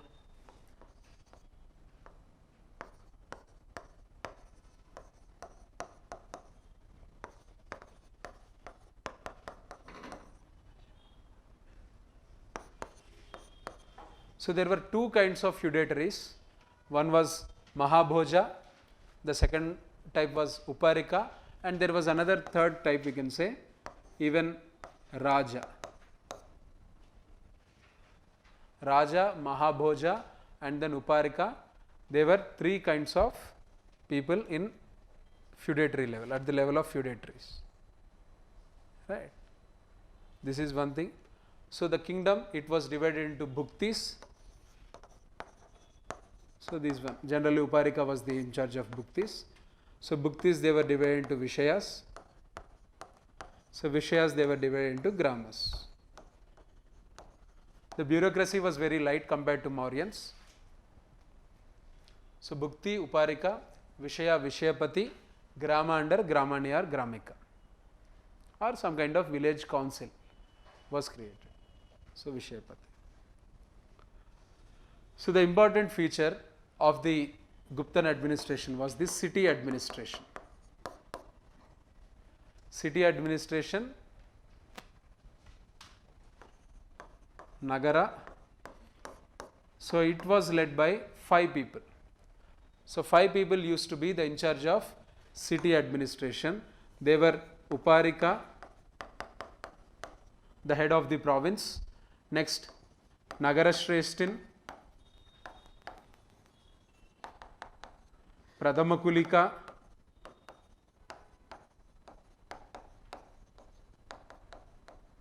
Pradhamakayastha, next Pradhamakulika, Nagarashreshtin, and there was another one called Sardhavaha. See, Uparika was the in charge of the entire province. He used to head the administration of the city also, the prime city of the province. Next, Nagarashreshtin was the chief trader of the city. Sardhavaha was the chief caravan leader of that city, to whatever trade guilds and all these things are there. So, they have to go by the caravans. So, he was the caravan head. Next, Pradhamakulika, he was the chief craftsman in that particular city, main craftsman in the city. Next, Pradhamakayastha. Pradhamakayastha is the chief record keeper of that particular city. So, Kayastha, it was a community created during the Gupta times. So, they had to do this work of record keeping. So, Kulika, Kayastha, Shreshtin, Sardhavaha and Uparika. So, these 5 people, they used to look after the city administration during the Gupta times. So, this is one important feature, because in Gupta times there was a lot of urbanization that did happen because of increased trade activity. So, there was a need of special focus on the city administration, right. Next. So, usual army and all these things were there. Special feature of Gupta army was something called Dhanushkas. So, archers who could fight without any chariots. They could ride the horse and they could fire the arrows. They could shoot the arrows from the horses directly while riding the horse. They were called the Dhanushkas. So, it was an important feature of Guptan army. That is why they could defeat the Shakas, they could defeat others. Next, coming to the society, Gupta society, Chaturvarna order was strictly followed. So, Guptas, they took pride in Brahmanism, they took pride in Hinduism and all these things. So, Chaturvarna order was strictly followed, Brahmins got all the privileges and all these things. So, they did revive, Samudragupta for example, he did revive Ashwamedha Yaga, right. So, all these ancient yagas and all these things, they were completely revived, firstly. So, society, women, coming to the condition of women, the first traces of sati practice can be seen during Gupta times. The Iran inscription, in Iran inscription, Iran, Iran inscription, we have the traces of sati, because it is referred something like Senani died and his wife went into flames along with that Senani, such story is there. So, first traces of sati. So, child marriages, prostitution. So, you name the social evil, it was present in the Guptan time period. So, society wise, so all these conservativeness and all these social evils, they were prevalent, right. So, untouchability, it was practiced. So, we know about Guptan era untouchability because of Fahian, a Chinese traveler, Fahian, he wrote about the practice of untouchability in the Guptan settlements, cities especially, right. So, this is about society. Coming to religion, we have seen. So, especially in religion, the thing is, Guptas, they were strong advocates of Vaishnavism. They used to call themselves as Parama Bhagavatas. Bhagavatas and Parama Bhagavatas. So, they are the ones who developed this Dashavatara temple. Dashavatara temple of Devgad was by the Guptas, dedicated to Vishnu. So, they are strong Hindus and the two Vaishnavites, firstly. So, Dashavatara temple and all these things, they were developed, and it was the beginning of something called Panchayatana style of religions. So, Panchayatana religions got started. Panchayatana religions ante, so in a religion, 5 heroes would be identified. 5 important people would be identified in that religion. For example, in Vaishnavism, it would be Krishna, Balarama, Aniruddha, Samba and some other. Right. So, sons and grandsons of Krishna, brothers, sons and grandsons of Krishna. So, these 5 heroes would be worshipped by the Krishna tradition people. So, in the same way, Shaivites, they would identify some 5 heroes in the Shaiva tradition. They would worship those 5. So, these Panchayatana religions, they did get started. So, this is about, and coming to Buddhism, so Kumaragupta, Skandagupta, they gave liberal patronage to Buddhism. That's how Nalanda University could begin, from Kumaragupta time. So, Nalanda University, it was the center to study Mahayana Buddhism specially. Later on, it became the center for Vajrayana Buddhism also, the Tibetan form of Buddhism. Firstly, it was essentially for Mahayana Buddhism. Right. This is the thing. So, this is the thing. So, even this tradition of Tantricism, it did grew during the Guptan time period. So, the extension of religion into eastern parts of India, so it led to merger of certain tribal cults into Hinduism and rise of Tantricism. Rise of Tantricism, or you can say left hand practices. So, this is the thing. Tantricism. So, Tantricism is essentially associated with Shakta cult, Shaktism, right? Shakta cult, Shakteyas. So, this is about religion. Coming to other aspects like economy. So, Guptan economy. So, Guptan economy, it was essentially agrarian obviously, and it was definitely export oriented. You can even say that Guptan economy was export dependent. So, they were producing so much. So, in terms of cloth, spices, ivory, shipping and all these things. So, they had to export, otherwise their economy would collapse. Eventually, it did happen, right. So, Guptan empire, it was receiving so much of gold from Rome, because of that there were concerns in Rome regarding, so the overflow of gold, or you can say outflow of gold from Rome to India. So, that thing happened, and that was the reason why Guptas, they could issue large number of gold coins. So, the dynasty that issued large number of gold coins in Indian history, it is the Gupta dynasty, right.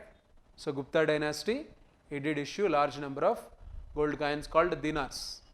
So, the term was dinar, a Persian term, a West Asian term, dinar was used. So, export dependent. So, finally, when Roman Empire collapsed, that had a severe impact on Guptan economy, because they had nowhere to sell their commodities, they were not getting the gold. That eventually led to land grants. So, the system of land grants, it did get started during the Guptan time. So, who started it? Guptas obviously. So, land grants in place of salaries to officials. So, land grants to feudatories, land grants to Brahmins to extend the Vedic culture into new areas, all these things done by Guptas. So, land grants as institutionalized land grants. So, a separate caste got created to record these land grants called Kayasthas. So, best example for these land grants is Damodarpur copper plate inscription. Damodarpur copper plate inscription. So under Kumaragupta, so it deals with this land grants. Right. So this is about the economy. So because of this economy itself, so Guptan times they are called as the golden era in Indian history. Right. This is the thing.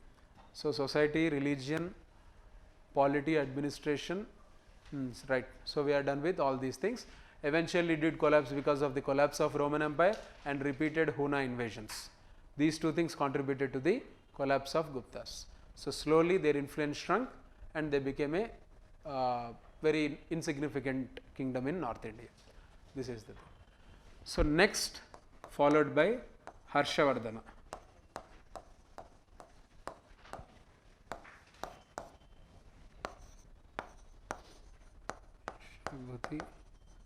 Next, Maugharis.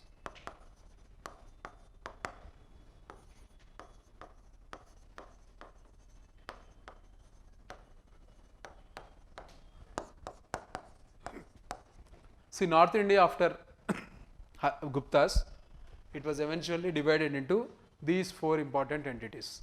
Guptas were also present, but not that significant. So Hunas in Western India and Rajasthan essentially. In Rajasthan, parts of Gujarat and parts of Punjab, we see Hunas. Essentially Rajasthan you can say. Pushyabhuti dynasty, the dynasty to which Harshavardhana belonged to, they belong to Haryana. Thaneshwar in Haryana. Thaneshwar. Next, Maugharis, they were present in Kanauj. Maugharis in Kanauj.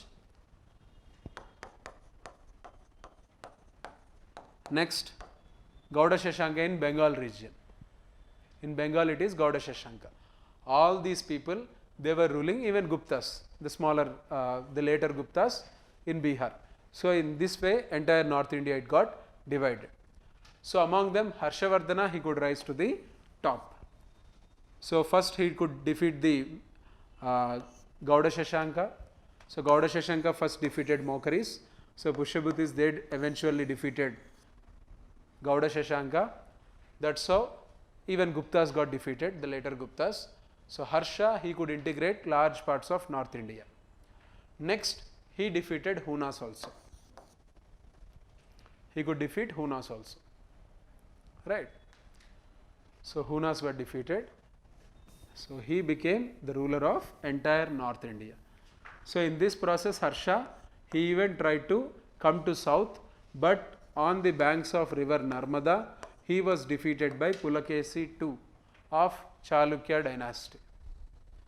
Pulakesi II defeated him on the banks of Narmada. That's how Pulakesi II took the title Parameshwara. Right, and Harshavardhana, he became Uttara Bhadadeshwara. So the Lord of the North, simply. So Narmada was fixed as the border between Harsha and Pulakesi. So this is the thing. So coming to other aspects of Harshavardhana, he was the only one in Pushyabhuti dynasty, nobody else. So he is significant. So this person, he adapted exactly the Guptan way of administration. No changes. Same Bhuparikas, same Vishayas, same Bhuktis, all these things, they are the same. So same as it is of Guptas. So he continued with the land grants and all these things. Harshavardhana, he is more popular because of his adaptation to, or you can say entry into Buddhism. So I forgot to say, when the great patrons of Buddhism, Harsha was one. So after Kanishka, one important one was Harsha. So especially one Buddhist traveler, Huyansang, he writes extensively about Harsha and his practice of Buddhism. So Harsha, he is also famous for certain aspects like Mahamoksha Parishad that was conducted in Prayag. Mahamoksha Parishad. So it was a huge meeting of monks of all the religions and all these things. It was done, and apart from that, in his capital Kanauj, he made Kanauj as his capital after defeating Gauda Shashanka and taking control of entire north. So Kanauj, so he used to renunciate, he used to practice this thing called renunciation of wealth once in every 3 to 5 years. So he used to gift away all this wealth and he used to start off again. So all these things, they have made him more popular. So Buddhism, his patronage to Buddhism, and especially Nalanda University. He did patronize it, and Huyansa. So Harsha Charita, it is written by Bana Bhatta. So his court poet wrote Harsha Charita. So giving us one of the proper historical books in India. So that deal purely with history. Harsha Charita. Next thing is, so Harshavardhana, he himself wrote certain books like Nagananda and then Trisaratnavali.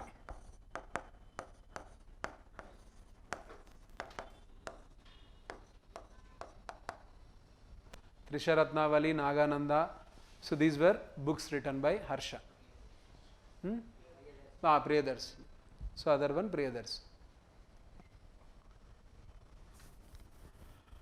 So this is about Harsha. Next. So the last two we need to look at as part of ancient India are Chalukyas and Pallavas.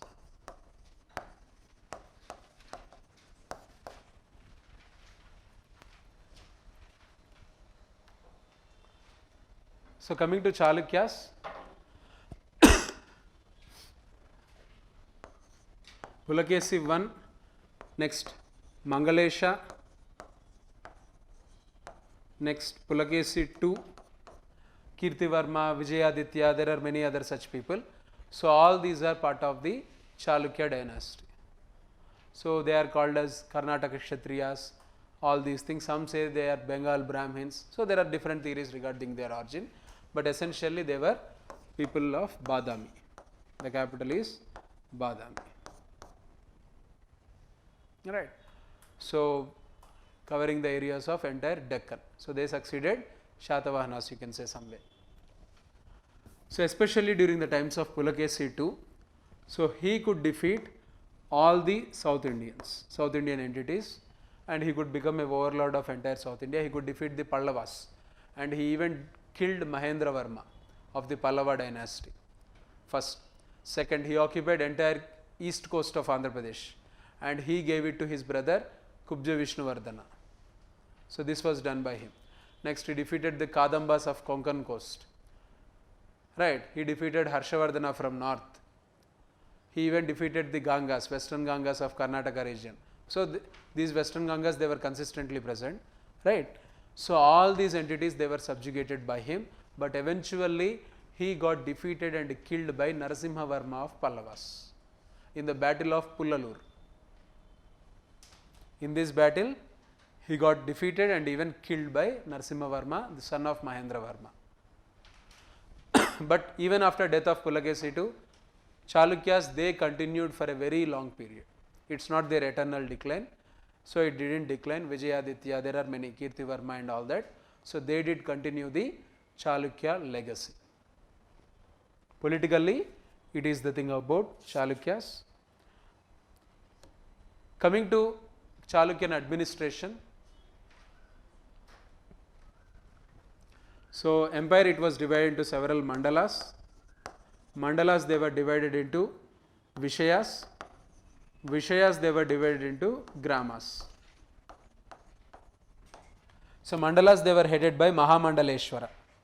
So mandalas, they were headed by Mahamandaleshwara, and there were other usual officers for tax collection, central law. So you can say council of ministers, all these things, they were regularly present. Right.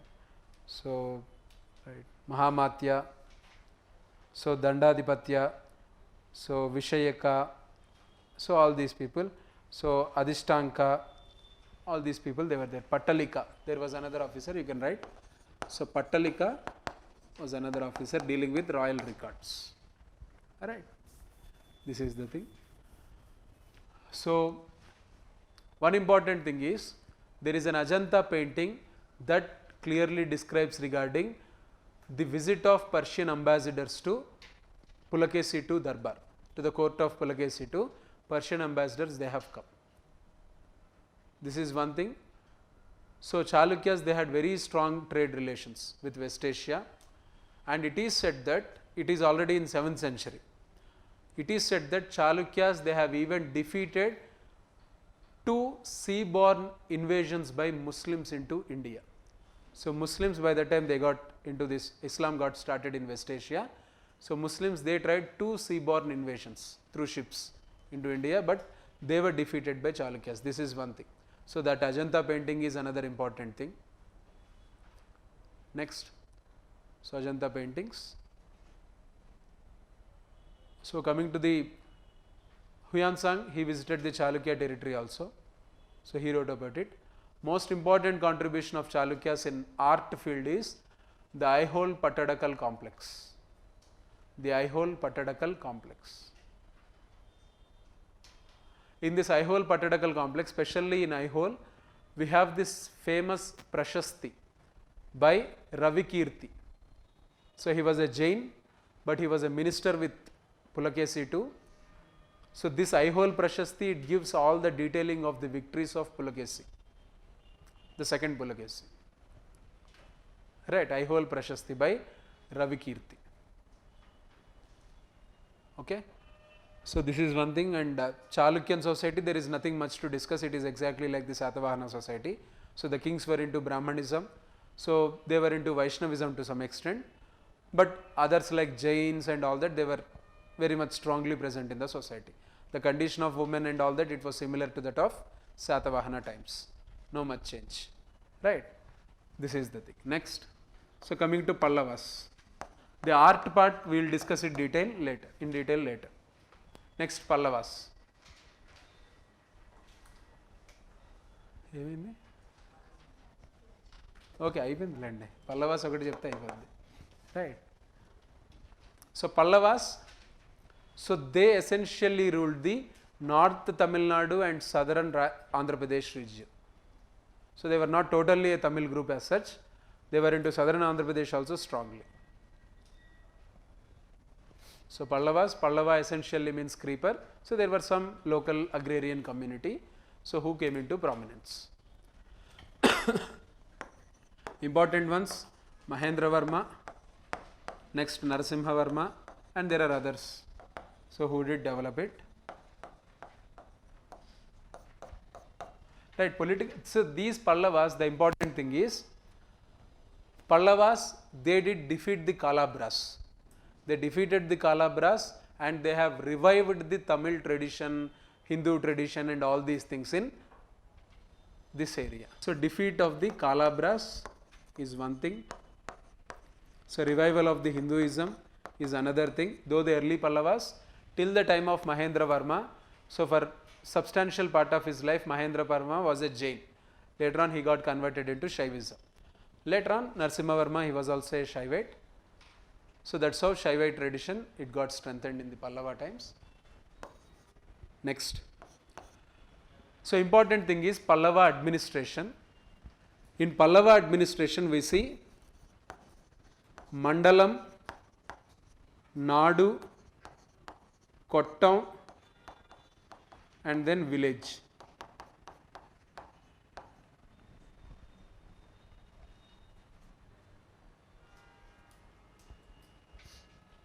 Mandalam, Nadu, Kottam village. In some sources you will see Mandalam, Kottam, Nadu village. So these things they might interchange. So Mandalam, Nadu. So this is, even now we see these Nadus. So Palnadu, Morsunadu, all these things, they come from the Pallava time period. This is one thing. So apart from it, we have Ur, Sabha and then Nagaram. These are important. These things they did continue even into the Chola times. Ur, it is the administrative body dealing with a normal non-Brahmanical agrarian village. A regular agriculture village, it would be managed by a council called Ur. Next, Sabha is a Brahmanical village. Pallavas, they, or you can say they encouraged Brahmanical migrations from north to south in large number. So after coming here, they were given large number of land grants. So those Brahmanical villages, they were managed by Sabha. Next, Nagaram, they are city administration. So city administration managed by local vanigars, nagarattars and others, traders, craftsmen and others, they used to look after this. So, this is important in Pallava administration and this classification, this hierarchy, Mandalam, Nadu, Kottam and village, these things. So, the most important thing is Pallavas, they have developed several group of temples, right. We see pre-Narasimha group and the post-Narasimha group of temple architecture in 3 stages of development of temples in Pallavas. So, both Pallavas and Chalukyas, they did develop. Pallavas, they were the beginners of early stage of Dravida architecture, early Dravida architecture by Pallavas. So, Chalukyas, they have developed something called Vesara style of architecture. Vesara style, it is a mixture of Nagara as well as Dravida. Nagara is from North India, Dravida is from South India, Vesara is a mixture of both, Nagara and Dravida, right. They have did this. And one more important thing I want to mention here is, so these two groups, Pallavas and Chalukyas, they were conflicting repeatedly for a region called Raichur Doab.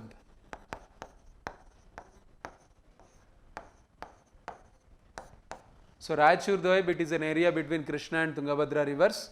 So, present day districts of Raichur and Gadwal of Telangana. So, this was the main conflicting point between both kingdoms, because it was a fertile track, right. This is the thing. Yeah, Satavahanas, I forgot one aspect of Satavahanas,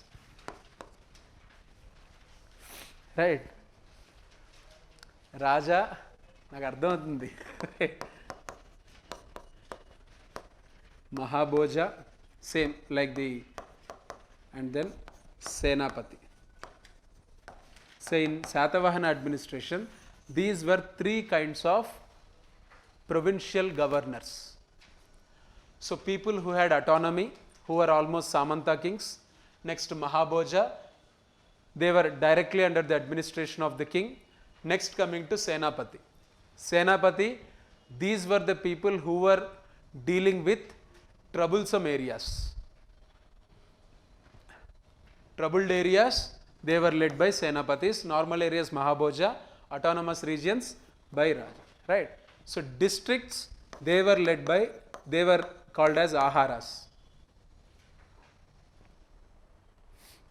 Aharas, and they were led by Amatyas and Mahamatras. So, Amatyas and then Mahamatras, they used to look after Aharas, district level administration, right. So, one important feature of Satavahana administration was Katakas and Skandavaras. Kataka and then Skandavara.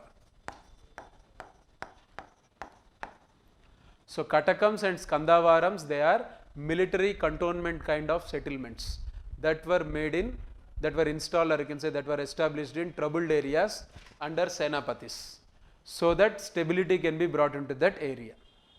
In by hook or crook, by force, you can say it anything. So, through them Senapatis, they are expected to govern in an efficient fashion, right. The lowest level officer at the village level in this setup, in this military setup, was Gaulmika.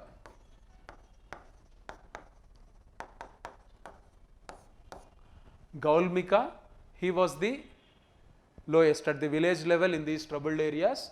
Gaulmika used to look after the affairs. So, he was extremely powerful at the village level. So, this was the nature of administration. Essentially, we can find militarized administration, heavy component of military in administration in the Satavahana kingdom, right. So, this is the thing. So, with this, I think with Chalukyas and Pallavas, we are done with the ancient part of Indian history. So